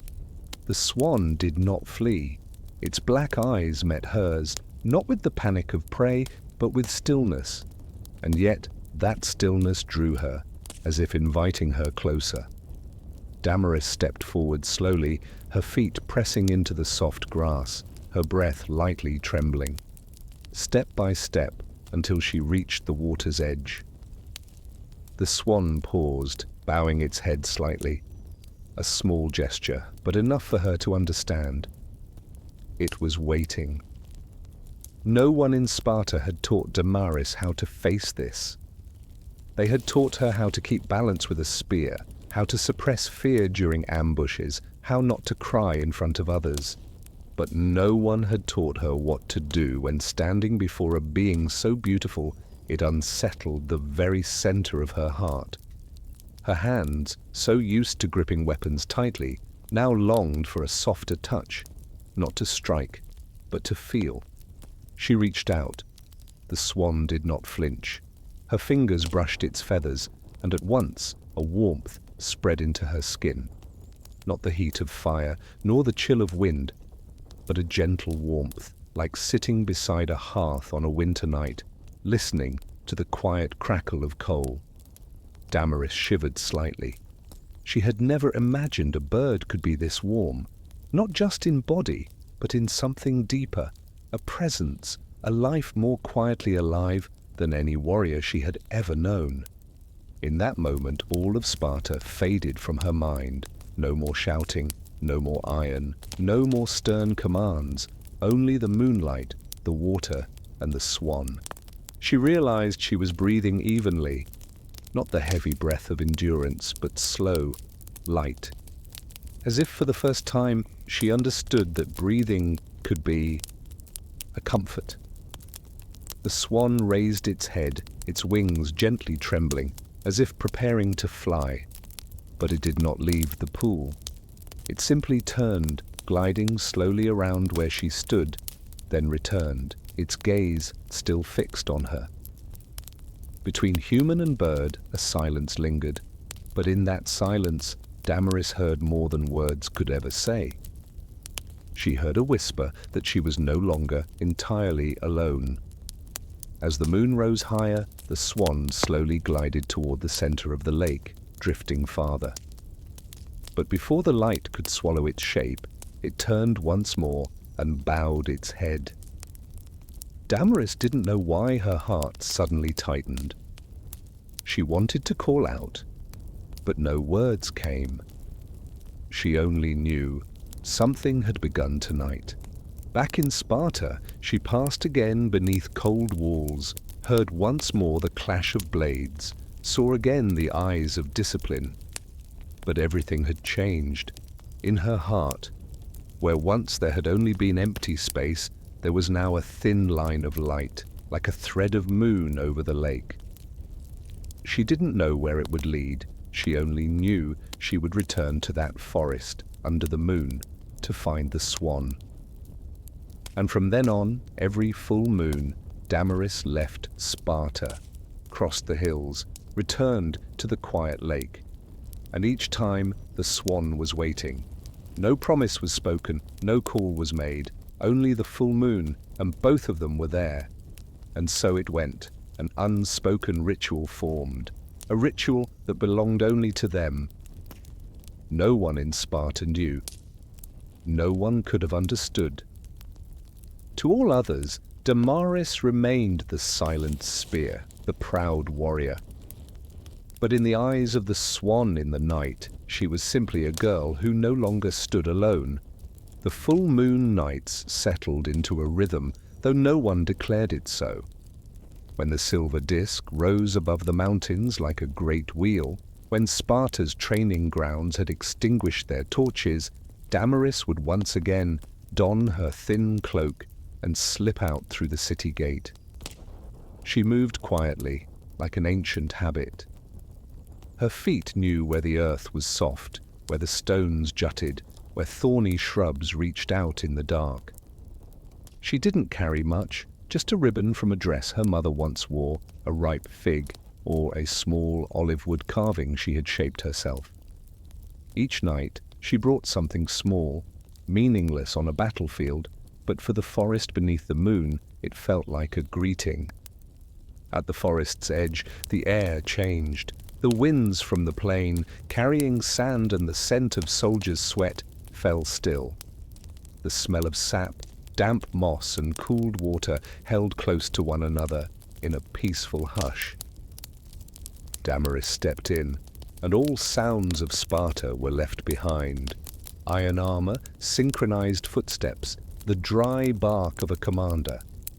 Here there was only the brush of cloth on grass, the soft flutter of leaves, and the lake's breath, slow and steady, like a creature asleep, but aware that she had arrived. The Swan was always waiting, as if it had never left. Somewhere near the lake's center, its body drifted like a piece of moonlight, its black eyes still. When Damaris reached the water's edge, it glided toward her, bowing its head like greeting an old friend. Their ritual began with movements so small they were barely seen. Damaris placed the item she had brought on the flat stone, the fig, the ribbon, the carved wood, then sat down, legs folded sideways, the way she used to sit when listening to her mother's stories. The Swan stood at the lake's edge, one leg tucked beneath its white feathers, gazing directly at her. No urgency, no demands. And they were silent. It was not an empty silence.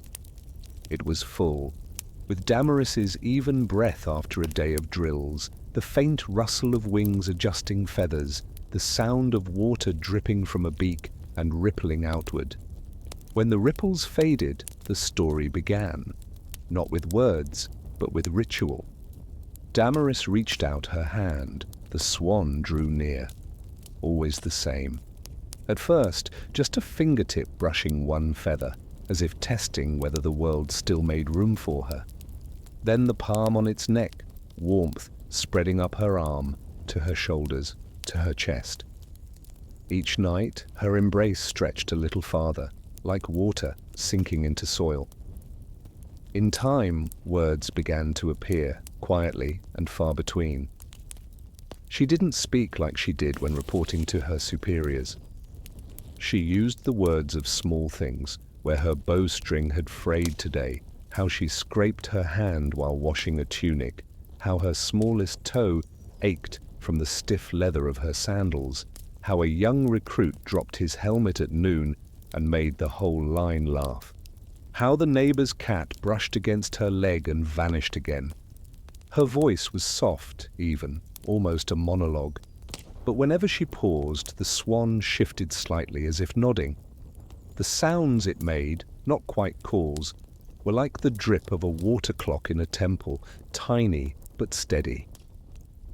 Some nights she spoke longer, about the mother she had lost, the scent of her hair after a fragrant wash, her hands, thick but gentle, how she would smooth the ribbon to keep it straight, the songs she used to hum with no words. Damaris never cried in Sparta, but here a tear could fall without sound. The swan did not comfort her as people might. It only stood closer, its warmth pressing against her like a shawl over her shoulders. The tears touched her lips with salt, then dried. And in that silence, softness was preserved, like a secret kept between them. Even the offerings became part of the ritual. She would split the ripe fig, placing one half on the stone and eating the other slowly. The swan never touched its share, but she still laid it out, night after night, as if trusting that one day it would accept. The ribbon was different. She tied it lightly to a low branch near the water, letting the night wind carry its threads. By the next month, the fabric had faded, and she would bring a new one. For the olive wood, she carved a wavy line with her small blade, placing each piece beside the last. On the stone ledge, they formed a growing map of full moon nights, each piece marking her return, each carved line a breath left unspoken. The swan had rituals of its own. When the moon rose above the treetops, it would leave the shore, gliding in a wide arc. As it departed, it always tilted its head toward her, as if to make sure she was still watching. When it returned, it would always stop at the same stone, the one with the carved waves, never once missing the mark. At first, she thought it was coincidence. By the third, fourth, 10th time, she understood. It remembered. Not memory like a human's, names, faces, dates, but the memory of water for its bank, of birds for the wind they once rode, of a soul for the place it finally rested. Sometimes she sang, very softly, a melody without words. No one in Sparta had taught her songs. What she had were only rhythms, marching feet, clashing swords, arrow strings. But here by the lake, a simple tune rose, a few high notes, a few low ones, repeating like her fingers brushing the swan's neck. It wasn't a song for performing, it was a kind of breathing with sound. The swan tilted its head, closed its eyes, as if listening more deeply. The lake answered with tiny ripples, who knows whether from wind or from her new learned voice. With the seasons, the rituals changed their dress. In autumn, she brought golden olive leaves, dropping them into the water to spin beside its wings. In winter, her breath turned to mist, she drew her cloak tighter, and the swan stayed just as warm, its heat sinking into her hands like a stone warmed in the sun. In spring, fresh moss grew along the rocks, and she knelt gently on new grass so as not to tear the tender layer. In summer, the moon was its brightest, the swan swam its slowest, and she spoke the least, as though both lives had come to understand one another so deeply, no more words were needed. One evening, when the wind shifted, she noticed a single feather on the swan's wing had yellowed, a little aged. Instinctively, like a warrior tending her weapon, she reached to pluck it. But as her hand touched it, the swan shuddered, very softly. She drew back at once, whispering, "I'm sorry." The swan stood still. Long after, it shook its wings on its own. The feather fell. It drifted toward her. Damaris picked it up, pressed it between the pages of a small leather book, a book she never dared open in Sparta. From then on, every full moon, she brought the feather with her, like a silent permission, do not mend, just witness. Sparta was not blind. Her disappearances each full moon did not go unnoticed by those who counted. A group of young soldiers once tried to follow her, more curious than suspicious, but by the time they reached the hill, they lost their way at the forest's edge. The path she walked did not exist for others. One night, from far away, she heard a voice on the wind, someone familiar, Spartan in its shape. Damaris? She stopped, placed her hand over her chest, felt her heart beat hard, then kept walking, like a drop of water slipping through stone. The forest had its own way of guarding peace. The path that opened for her had already closed behind. One night, she arrived late. The moon was already high, thin clouds drifting back and forth, scattering shadows and light across the lake. The Swan stood at the water's edge, neck long, eyes turned toward the forest's rim. It wasn't anxious, just waiting. Damaris felt her chest tighten, with a quiet kind of gratitude she could not name.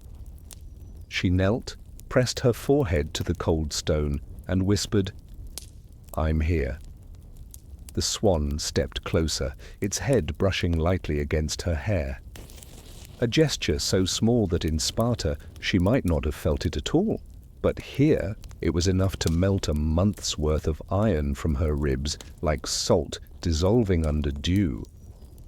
Love did not arrive with vows, nor with weddings, nor with garlands. It came in the form of habit. Two beings choosing the same place to sit on nights blessed by the moon. And like all beautiful habits, it grew its own timing.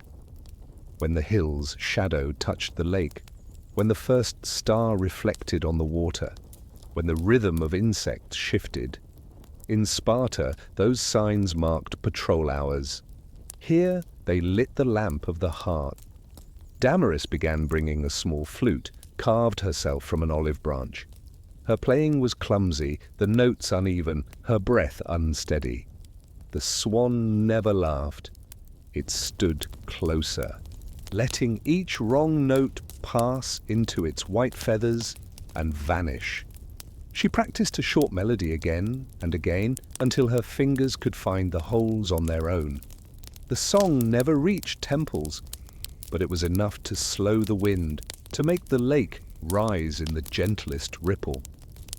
Sometimes the melody shifted, and something like a reply emerged, not from the Swan, but from the space that unfolded around them. One night, when her flute fell silent, the sound of water tapping softly at the shore echoed her rhythm. She laughed, just a little. A sound Spartans rarely made. The Swan tilted its head, eyes lit briefly, as if in secret agreement. At times, she brought new words, ones she'd gathered that day, like mercy, forbearance, anchoring. Words that never entered Spartan commands.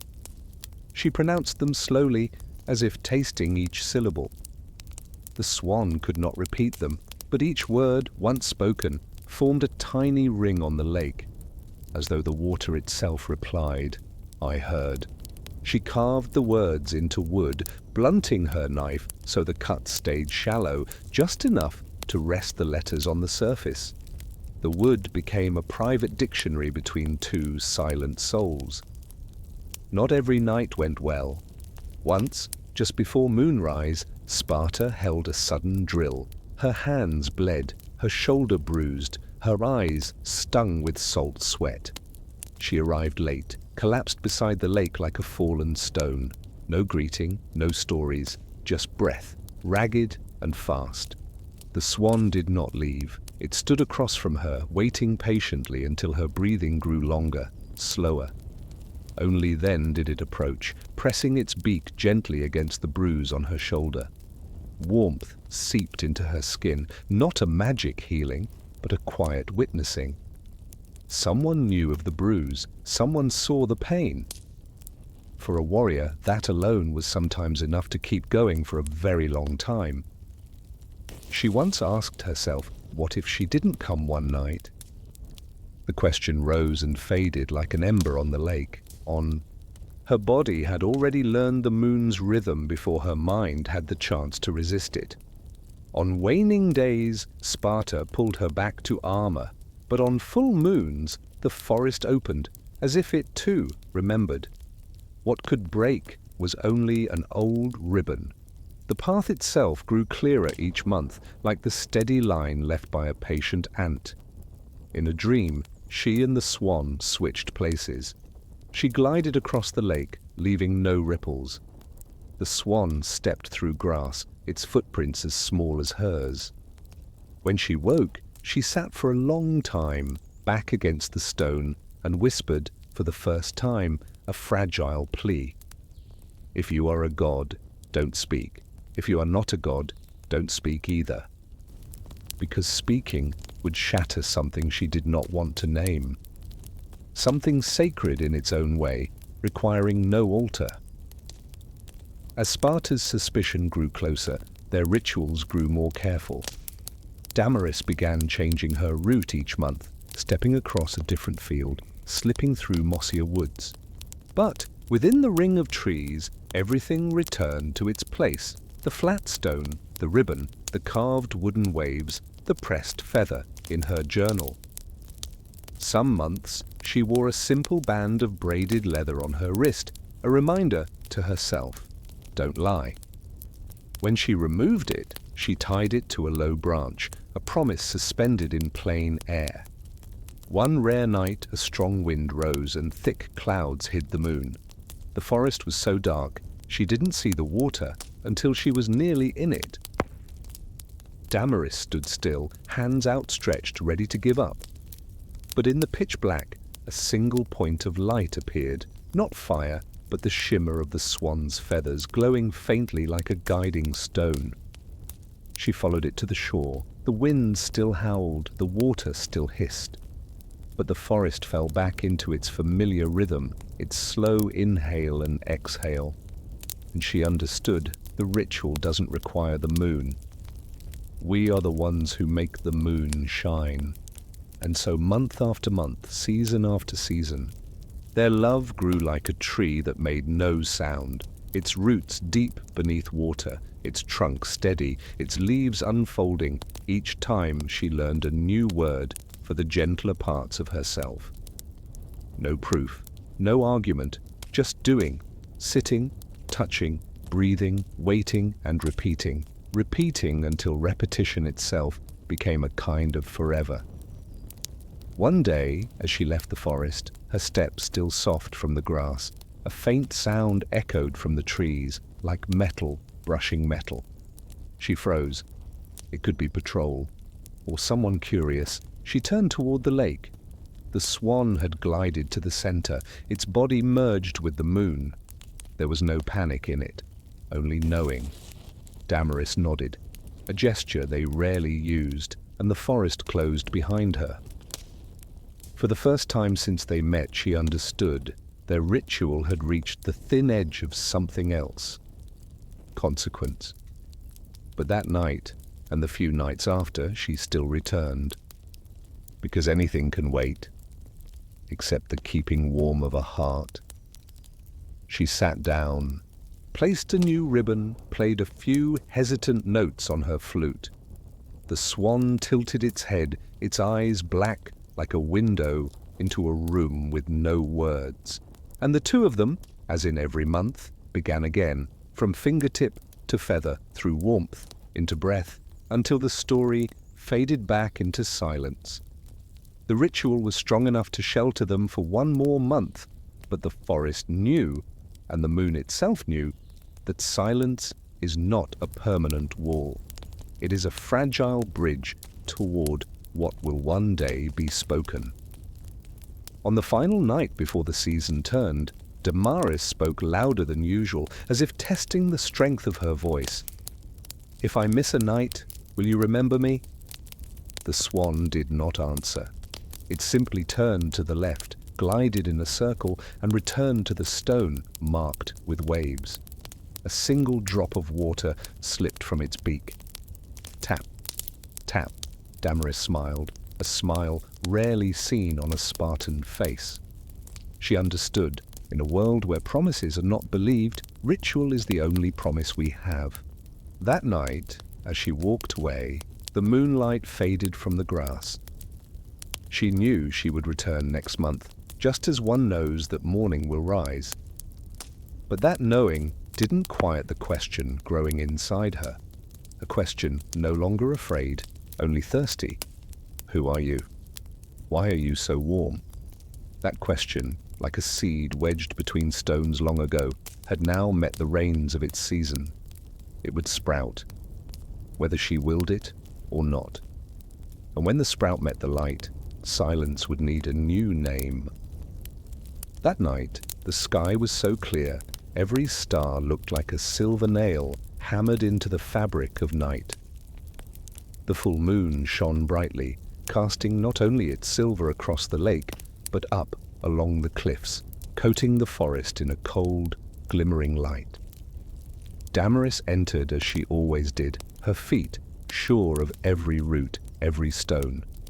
But the moment she stepped to the edge of the lake, she sensed something was different. The Swan was not gliding silently across the water like it always had. It was already there, at the shore, very close, as if it had been waiting urgently. Its eyes no longer held the same calm. There was something else in them, a weariness. Its neck quivered.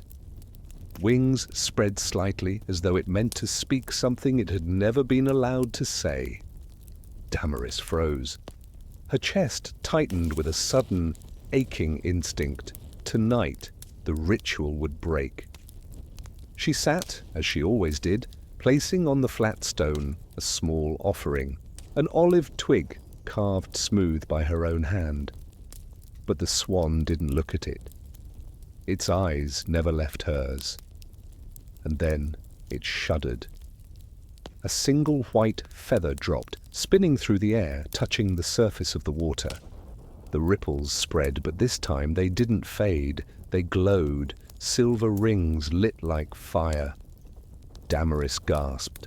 Her heart pounded faster than any war drum, but there were no soldiers shouting, only the sound of blood rushing in her ears. She reached out, touched the Swan's neck, as she had so many times. But instead of the quiet warmth, her skin met something hidden. Light, hot and fierce, like gripping the edge of a sword fresh from the forge. She pulled back, but the heat had already entered her, making her whole body tremble. And then it happened. The moonlight flared, suddenly, violently, striking the lake in a solid beam. The Swan convulsed, wings thrashed wildly, feathers exploded across the surface of the water, but these were not feathers anymore. Each one turned to light, spinning around its body like a silent fire. Wind roared through the once quiet forest. Branches bent downward as if bearing witness to something forbidden. Damaris shot to her feet, eyes locked on the being before her. The Swan's neck stretched, its body jerked and twisted, and then, like glazed pottery cracking in flame, its feathers split apart. Beneath them was no bird, there was only light. From that light, a new form emerged. Wings collapsed into arms. The long neck shortened, became human. The beak split open, became lips. And in an instant, before Damaris, there was no longer a swan, but a man, kneeling, naked, glowing like a dying ember. His hair hung long, golden, fine, trailing over his shoulders like strands of thread.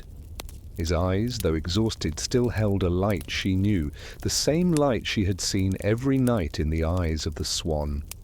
She stepped back. Her lips trembled. No words came. The man breathed heavily, then spoke, his voice rough but resonant, like a stringed instrument with broken strings. "You know now." Damaris didn't understand completely. She whispered, "Who are you?" He lifted his face. The light in his eyes shone like blades through the dark. "I was once Apollo, god of light, of prophecy, of poetry. But Zeus cursed me. He stripped away my voice, my form, and cast me to the earth in the shape of a silent swan." The name rang out. Damaris felt the forest tremble. Apollo, the god to whom temples had been built in marble, whom poets had begged for verse, kings had feared for omens. And now he knelt before her, without golden armor, without his lyre, just a body, fading, burning out. "Why?" her voice cracked, barely a whisper. Apollo closed his eyes. "Because I defied Zeus's cruelty. I defended mortals. I spoke for the weak. And he did not kill me. Death would have been too easy. He bound me to a form not mine and condemned me to drift beneath the moon, only allowed to take shape again when a mortal touches the truth. But that too is part of the sentence. The mortal who sees me will bear the cost with me." Damaris felt cold creep up her spine. She stepped back again, but there was no anger in his eyes, only the pain of a soul in chains. And she remembered the moonlit nights, the silence, the rituals repeated again and again. She understood it had all been his way of surviving, of finding someone to remember he still existed. She whispered, I'm not afraid of you." "You've never harmed me." Apollo smiled, a crack of warmth in a frozen stone. "No, but the curse doesn't need my hand. The moment you know, it begins." As those words left him, the ground beneath her feet quivered. The moonlight thickened, wrapping Apollo in silver. His skin began to turn, grey, then stone. The colour crawled from his hands, up his legs, over his chest. Apollo gasped for breath, his gaze fixed on her. "Don't blame yourself. You only saw me." Damaris cried out, rushing forward, grabbing his hands as they stiffened. "No! Don't go! If the curse wants you, it'll have to take me too!" But stone does not hear the living. His flesh hardened. Apollo gripped her hands, one last time. His voice dropped to a whisper, like wind through trees. "You gave me more than any temple. You gave me presence. You made silence no longer lonely. That was enough." And then his eyes ceased to move. They turned to stone, still gazing at her. Damaris collapsed beside the statue. Screaming without sound, the wind tore through the trees. The lake shuddered, but no power turned time back. Before her stood the sculpture of a god, kneeling, with broken wings frozen mid-spread, eyes lifted to the moon, hands still clasping hers. The last gesture. In that moment, Damaris understood a bitter truth. Love between mortal and god, even when born of the gentlest silence, always ends in tragedy.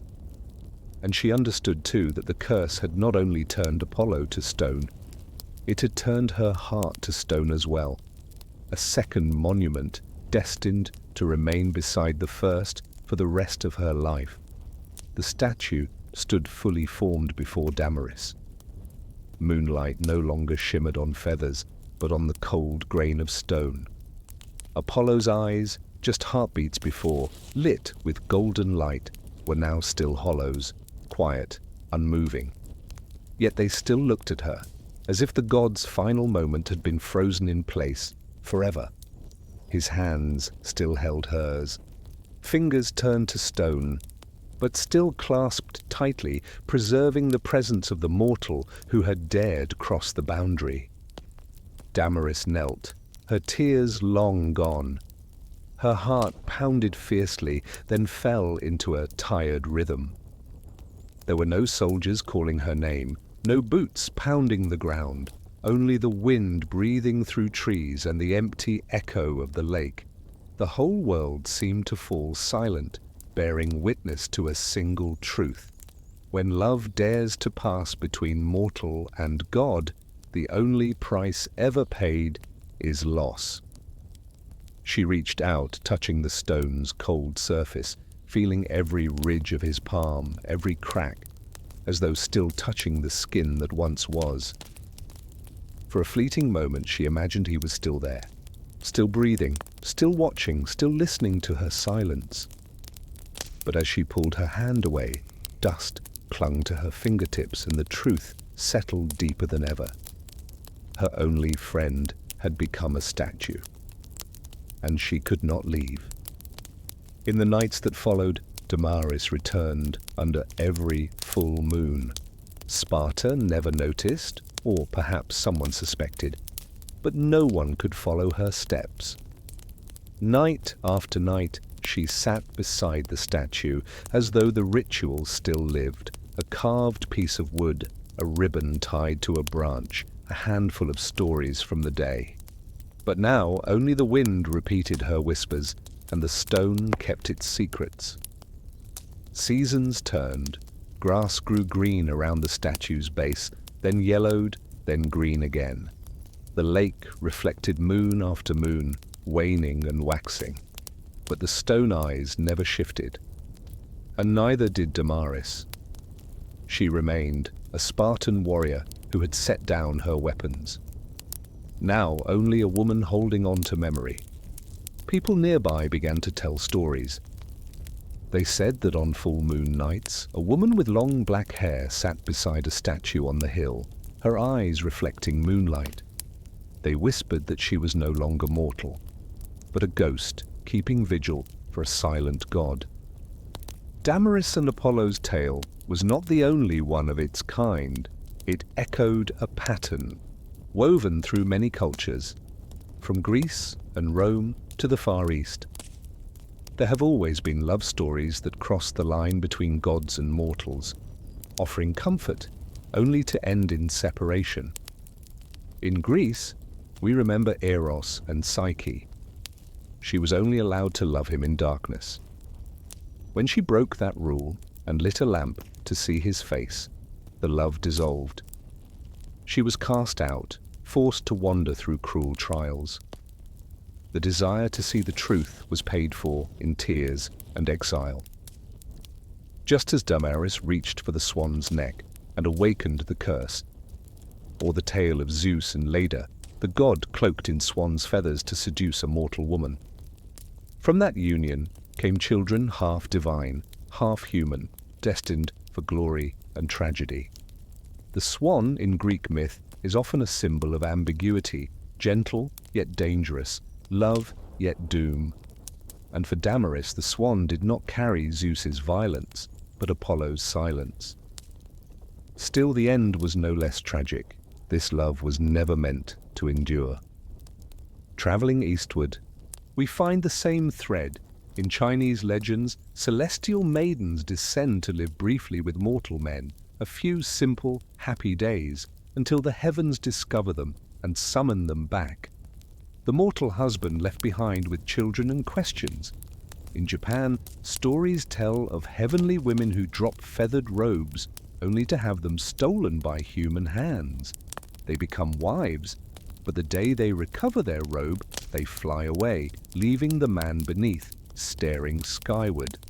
In every version, the thread is the same. The border between God and human is fragile. And when love crosses it, there are only two ends. Either the god departs or the mortal is cursed. But this tragedy, instead of destroying love, preserves it. It becomes myth, a tale repeated, a whisper that never dies. Damaris never returned to Sparta as a soldier. She lived in the forest beside the statue as part of the ritual.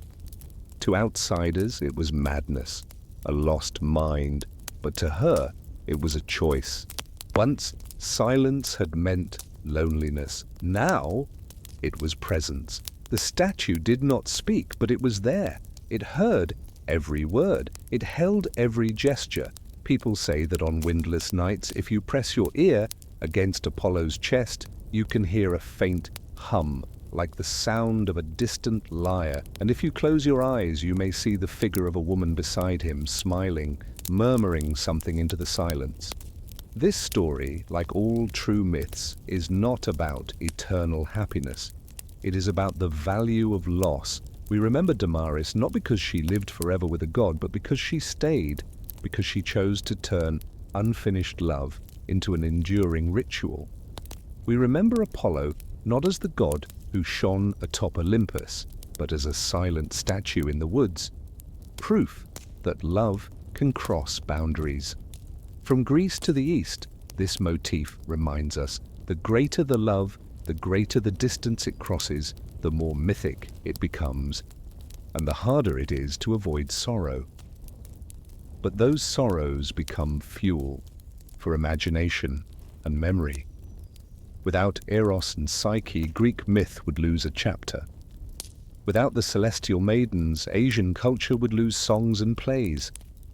And without Damaris and Apollo, we would lose a story of silence turned to stone in the name of love. The statue never left, nor did the woman. Time grew moss over Apollo's shoulders, silvered Damaris's hair, but both became part of the forest, of the moon, of legend. Travelers passed by, glanced upward, and whispered their story. No one knows what was real and what was myth anymore.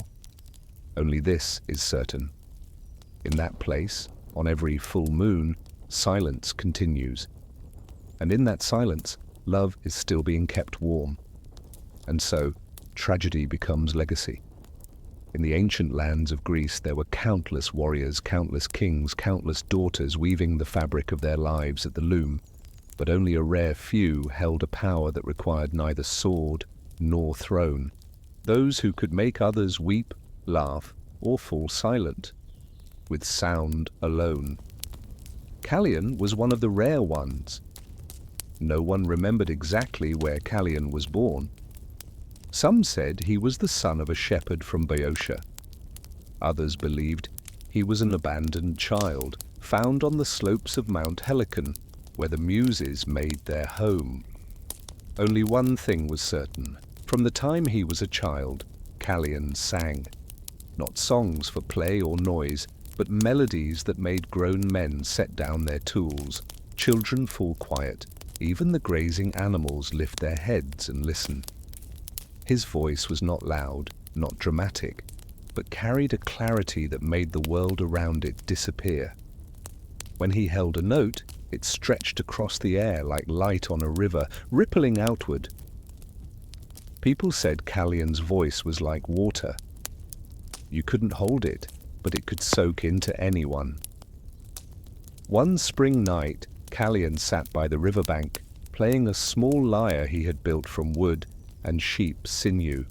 As his trembling fingers plucked the strings, a sound rose, so pure even the wind paused for a beat. The full moon above spilled silver like another river falling from the sky.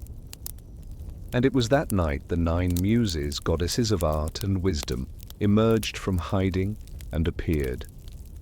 One walked across grass without disturbing a single dewdrop. One held a scroll that unrolled into infinity. One danced like wind. They gave no names, for their light said everything. Callion froze. He thought he must be dreaming, but still he played, and the Muses listened. When the music ended, the eldest muse, Calliope, goddess of epic poetry, stepped forward, placed a soft hand on his brow, and said, "You are not only mortal. You are a vessel, holding a piece of the universe's music." From that moment on, Callion was chosen. After that night, his voice was no longer the simple gift of a shepherd's son. It became a bridge between souls. He traveled from village to village, singing at harvest festivals, weddings, and funerals. When Callion sang, mothers who had lost children wept, but felt some part of their grief soften. Weary soldiers laid their spears aside and for a moment just breathed. In one village, when the crops had failed, people called Callion to sing away their fear.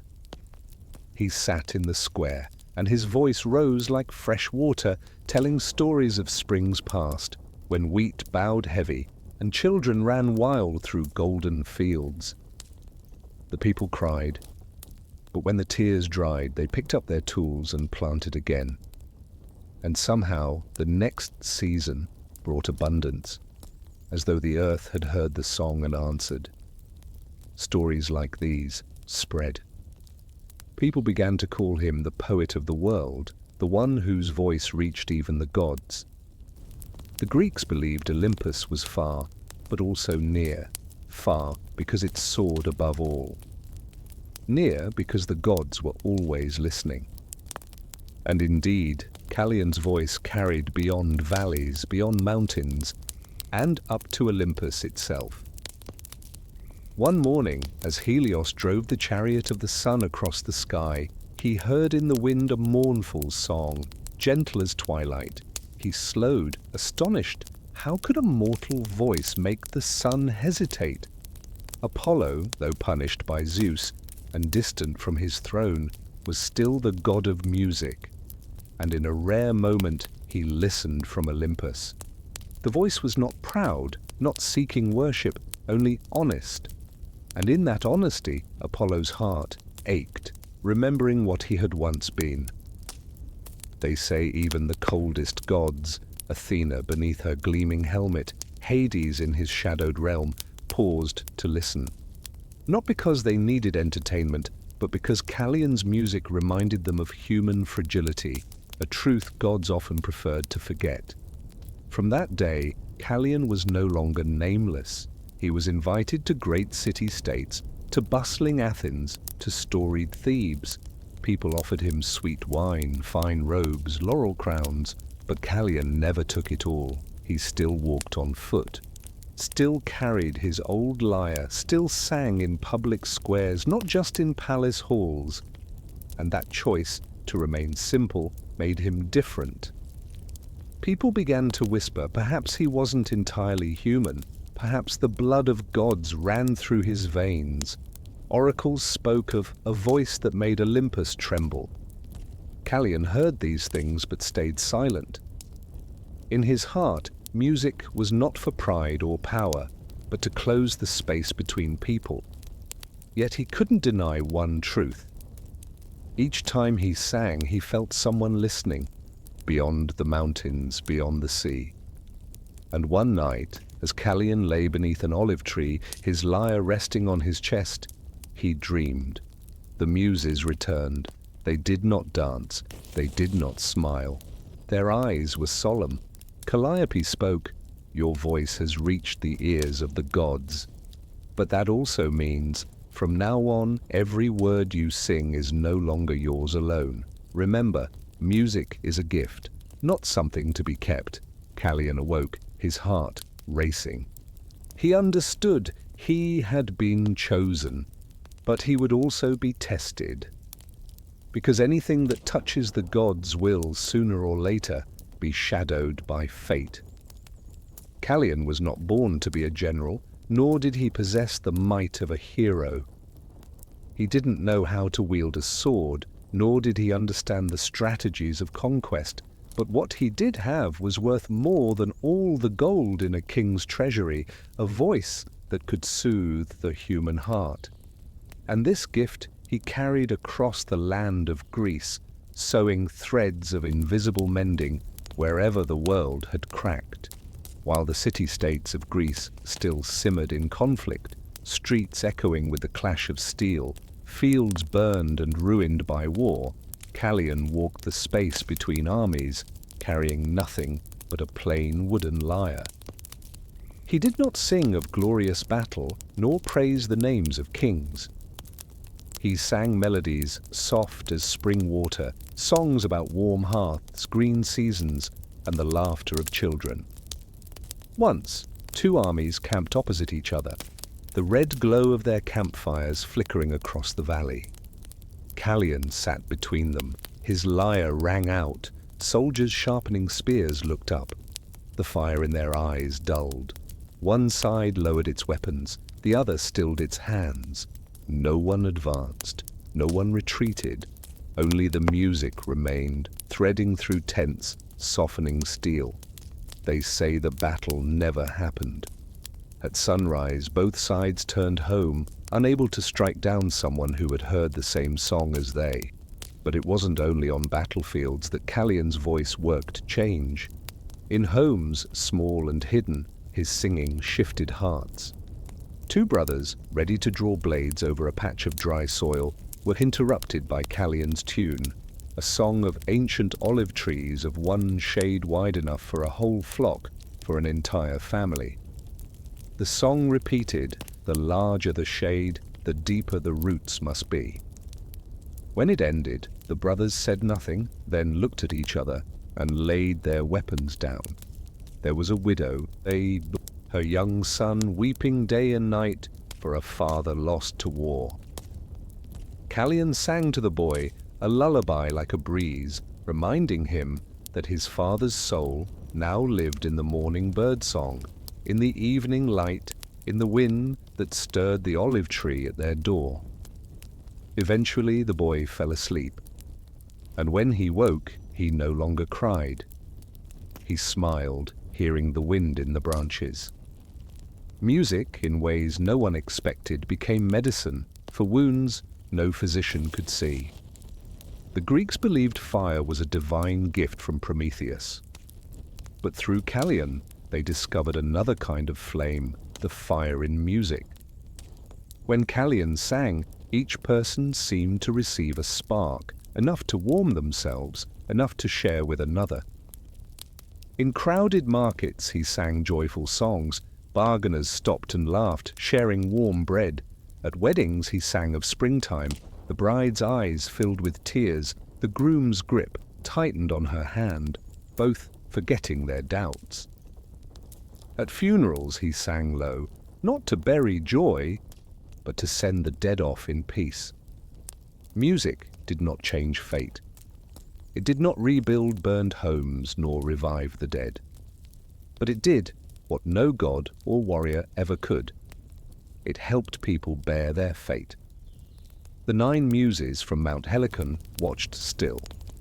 They had given Callion his gift, but never imagined he would use it this way.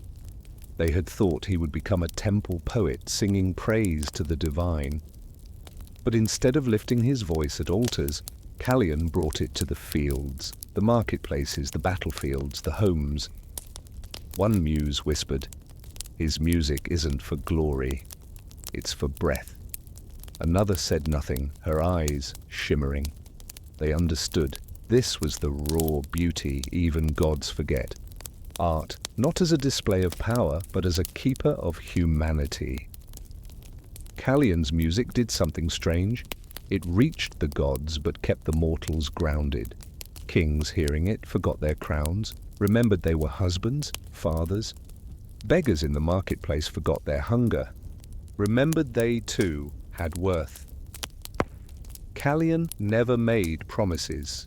He simply sang. And each time he did, the world stitched itself back, just a little. Callion had sung for soldiers on the battlefield, for children who had lost their fathers, for widowed mothers, for beggars in the marketplace, and even for kings draped in gold. His voice had traveled farther than any wind, planting comfort in the hearts of the weary, soothing wounds even time struggled to heal. But just when his song had become a gift, shared by all, just when the world looked to him like they would a fire, a quiet longing awoke inside him. The desire to keep a flame just for himself. At first, Callion only wanted to share. But the music the muses had given him, it flowed endlessly inside him, more than the world could ever hear. At night, alone beneath the olive tree, strange melodies would bloom in his mind. Not folk songs, not prayers, but something deeper, longer, as if the entire light and shadow of the universe had poured themselves into sound. He tried to hum them once, but stopped. The sound was too vast, too real. Even the wind seemed to pause, listening. And Callion trembled. He felt that if he continued, something beyond human measure would be unleashed. In that silence, a thought flickered. If this is the perfect song, should I keep it for myself?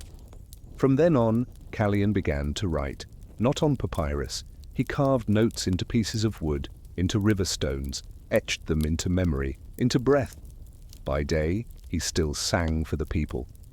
But at night, in a dark room lit by one oil lamp, he composed, note by note, line by line, a music like none before. It was not a lullaby.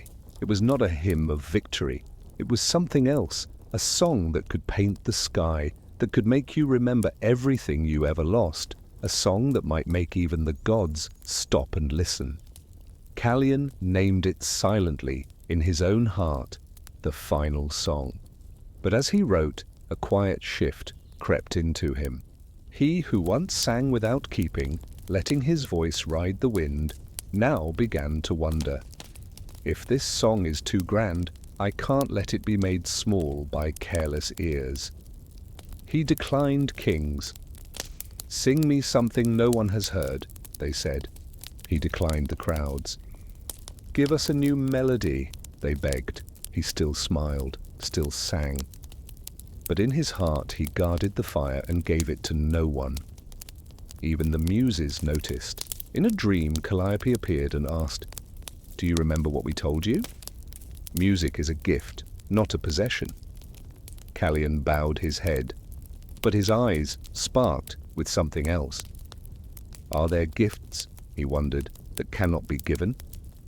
Each night he played pieces of the song, then erased them. The music refused to sit still. It was alive, changing with his breath, his moods.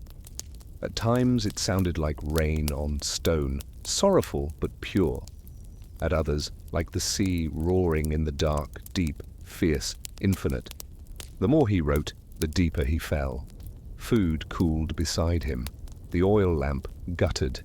But Callion stayed with his notes, as if in them was not just music, but truth. A truth beyond mortal reach, yet pulsing inside his chest. He told himself, if I sing it, I give everything away, but if I keep it, I'll be the only one who knows the secret of the universe. And so for the first time, Callion chose to keep. The people noticed he sang less. When they begged, he gave them old songs, still beautiful, still moving, but something was missing, as if his voice was hiding something far greater. A child once asked him, "Uncle Callion, why don't you sing new songs anymore?" He ruffled the child's hair and smiled faintly. Because some songs aren't meant for everyone. They began to whisper about a forbidden song. They believed Callion was guarding a secret, a melody that could change the world, but one he would never share. And the longer he kept it, the heavier his voice became. Every time he sang, the final song echoed in his mind, a ghost behind every note. The audience still clapped, still cried, still laughed, but Callion only heard silence. He knew he had betrayed the original gift. Art was no longer a bridge. It had become a locked box. One night, beside a still lake, he heard the wind carry a whisper from the muses. You've turned the gift into chains. Music is no longer fire in your hands, but cold stone.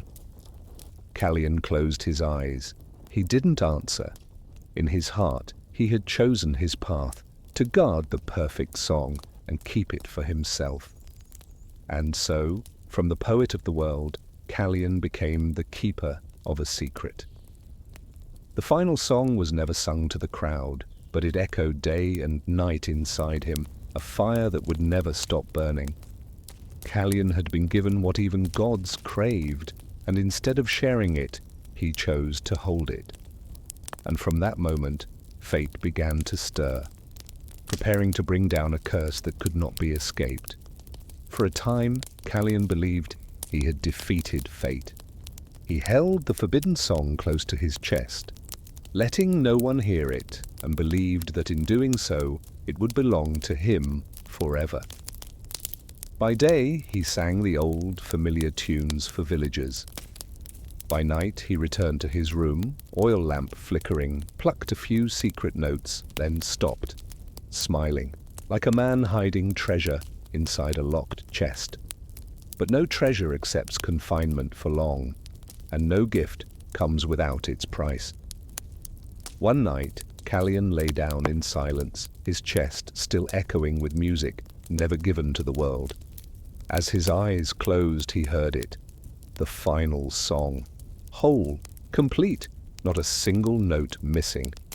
The strings sounded like 1,000 streams rushing together toward the sea, the voice like wind carrying the memory of all humanity. He trembled in sleep, wept in sleep, overwhelmed and overjoyed. But when the sun rose, Callion opened his eyes and remembered nothing.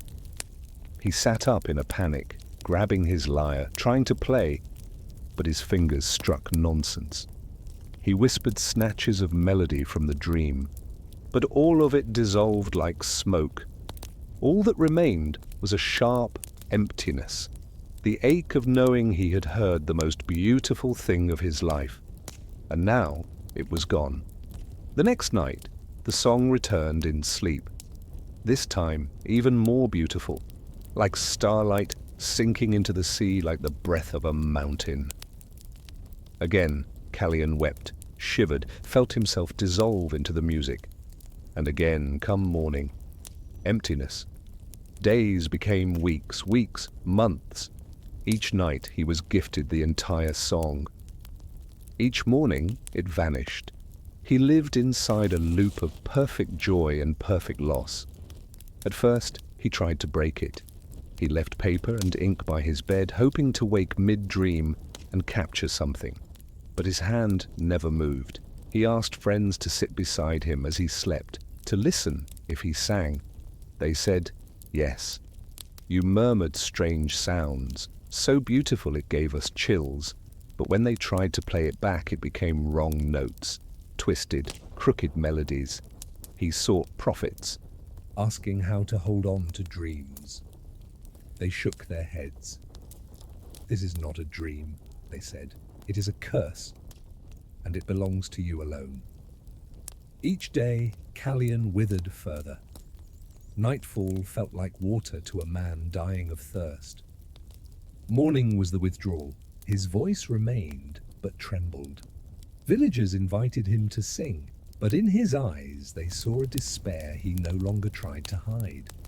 The old song still made people cry, but when the last note faded, they felt a hollow.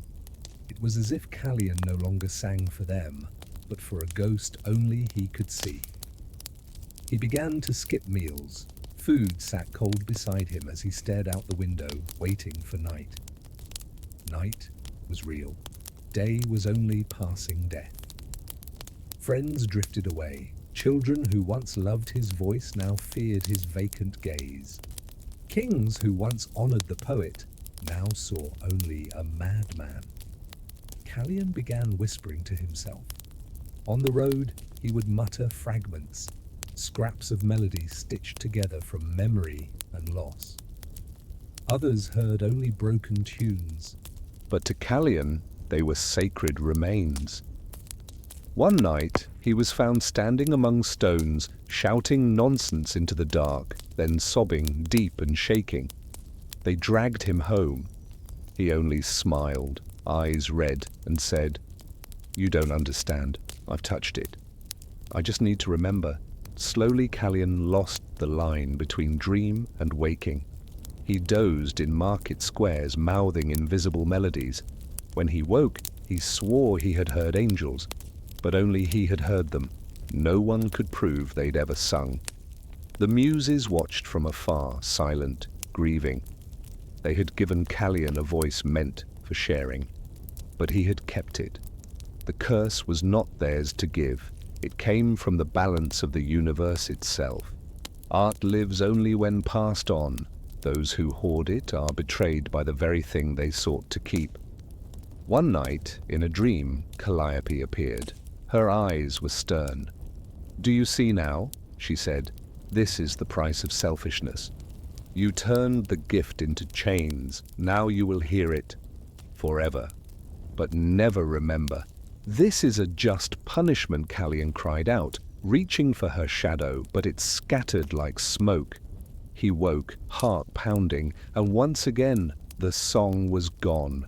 Time passed. Callion shrank to skin and bone. His eyes still shone, but like embers near the end. People called him the one cursed by dreams.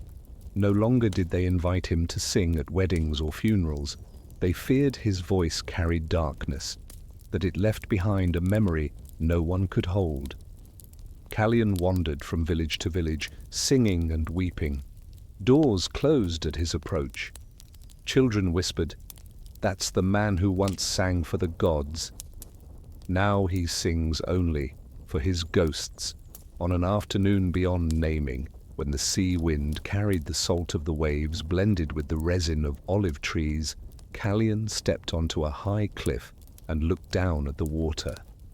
The sun was slowly pulling its golden needles from the sky's edge, leaving behind a thread-thin crimson line, like a worn seam unraveling. He had walked far, far from the city, far from the squares that once applauded him, far from the fields that once paused to listen. Now each step felt weightless, for he carried nothing but a worn wooden lyre and a body drained by countless nights repeating a cruel miracle to hear perfection and wake up to absence. He sat down, back resting against an old olive tree that leaned toward the sea, as if offering shelter to the one beneath. Here, there were no crowds demanding, no friends pleading, no king holding out gold-laced invitations. Only waves repeating their rhythm like a patient, ancient musician, and wind whispering through stone hollows like the quiet breath of the world. Callion placed the lyre on his lap. He did not play it. For months now he had not dared to touch the strings while awake. Each note he plucked felt like bait for the monster in his dreams, the song he could never carry with him into the morning. "I'm tired," he said to the sea, his voice coarse like an oil lamp that had burned all winter. "If you bring it again tonight, please be gentle, or if you can, let it go." The sea made no promise. It only breathed closer with a voice as old as time. Callion closed his eyes. Sleep came without boundaries.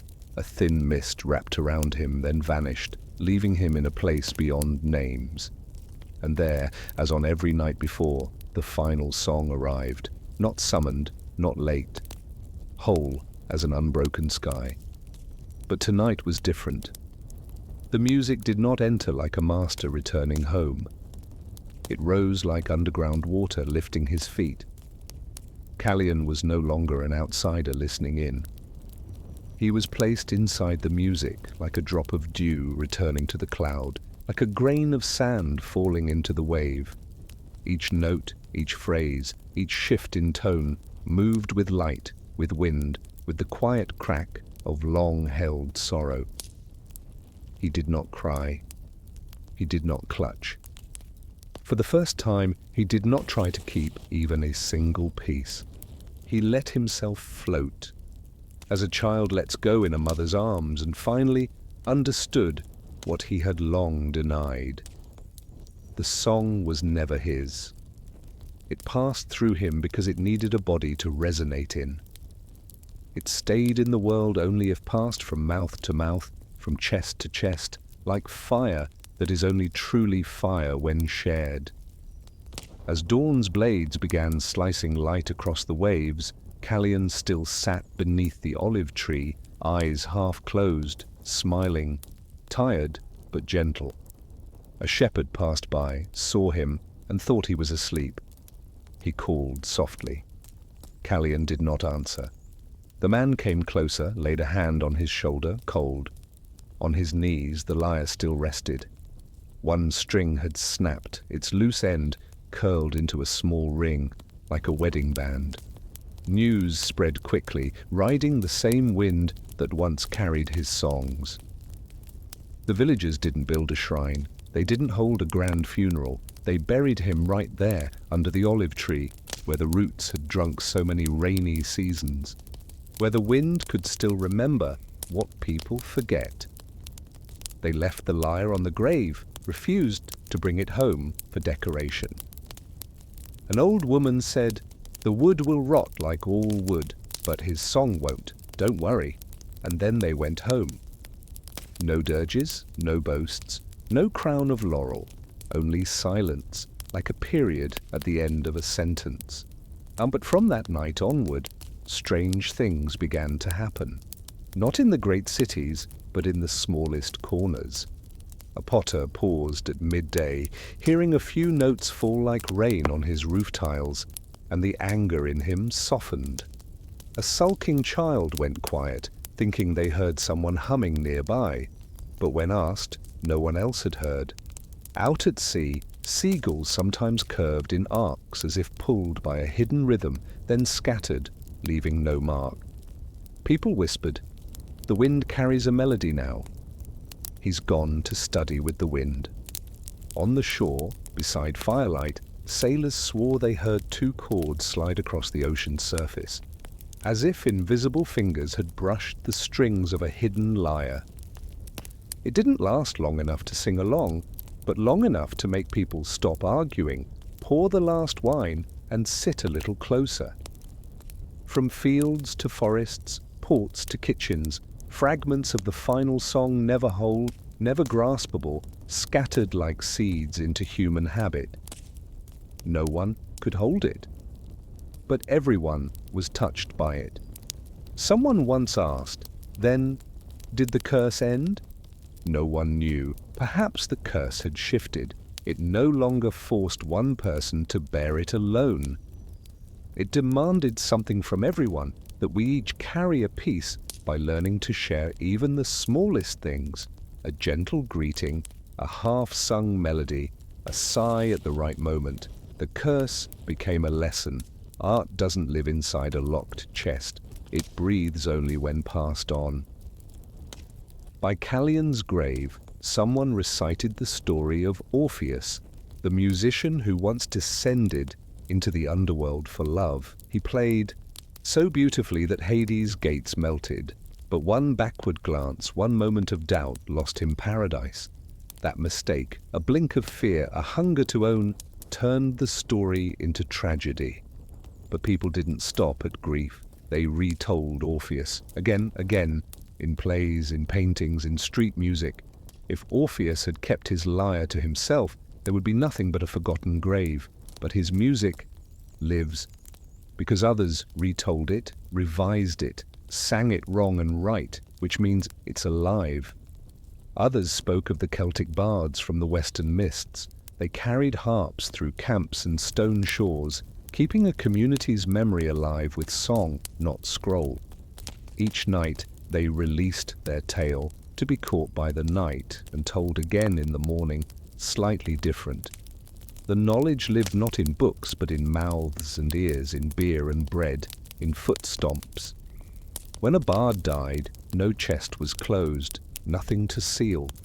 The people gathered, sang his songs, added new words. The next one carried the torch. Not the ashes, ashes warm only when held in arms. Far across the sea, the Kagura dances of Japan continued through seasons, not because each performance brought miracles, but because repetition kept the thread between humans and gods. Dance, music, masks, drums, none of it owned. No single person possessed the divine. The whole village nurtured the spirit with rhythm and respect. When the dances stopped, the kami faded into mountains. When they danced, the gods came home. That home belonged to everyone. Orpheus, the Celtic bards, Kagura, 3 bridges, on 3 distant shores. But all said the same thing: art is not proof of the artist's power. It is proof that we are still here, together. Callion stumbled at that truth, but rose in the only way left to one who could never return. He let go. And when he let go, the song left his chest and entered the lungs of the wind. The wind, like every patient teacher, broke that lesson into small pieces and scattered them across the world's largest classroom. Sometimes the muses return to that cliff. They don't weep, they don't raise statues. Calliope places a white flower on the grave, no name, then listens. Sometimes she hears children laughing by the dock. Sometimes a blacksmith slows his hammer to hear the ringing inside the metal. Sometimes a mother sighs and then smiles. Good. the eldest muse says. The lesson has travelled. One younger muse asks, shall we choose another? Calliope replies, there will always be another. But this time, let the wind decide. As for Sparta, Athens, and the other great cities, they didn't rewrite laws for a poet who died by the sea. But in a public bath, a stranger might hum a melody no one had ever heard, and others join on the second note. At a wedding, as the wine ran low, a groom might nudge his bride. Do you hear that? Someone's playing the flute outside.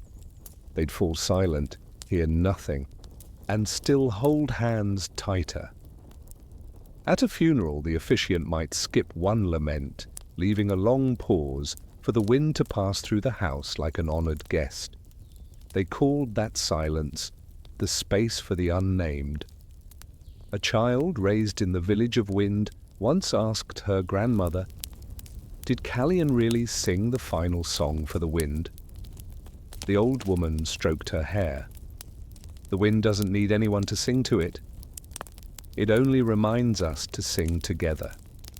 Years later, that child, now a harvester, stood in a gathering sky one afternoon and suddenly hummed a tune, not knowing where it came from. The person next to her joined in.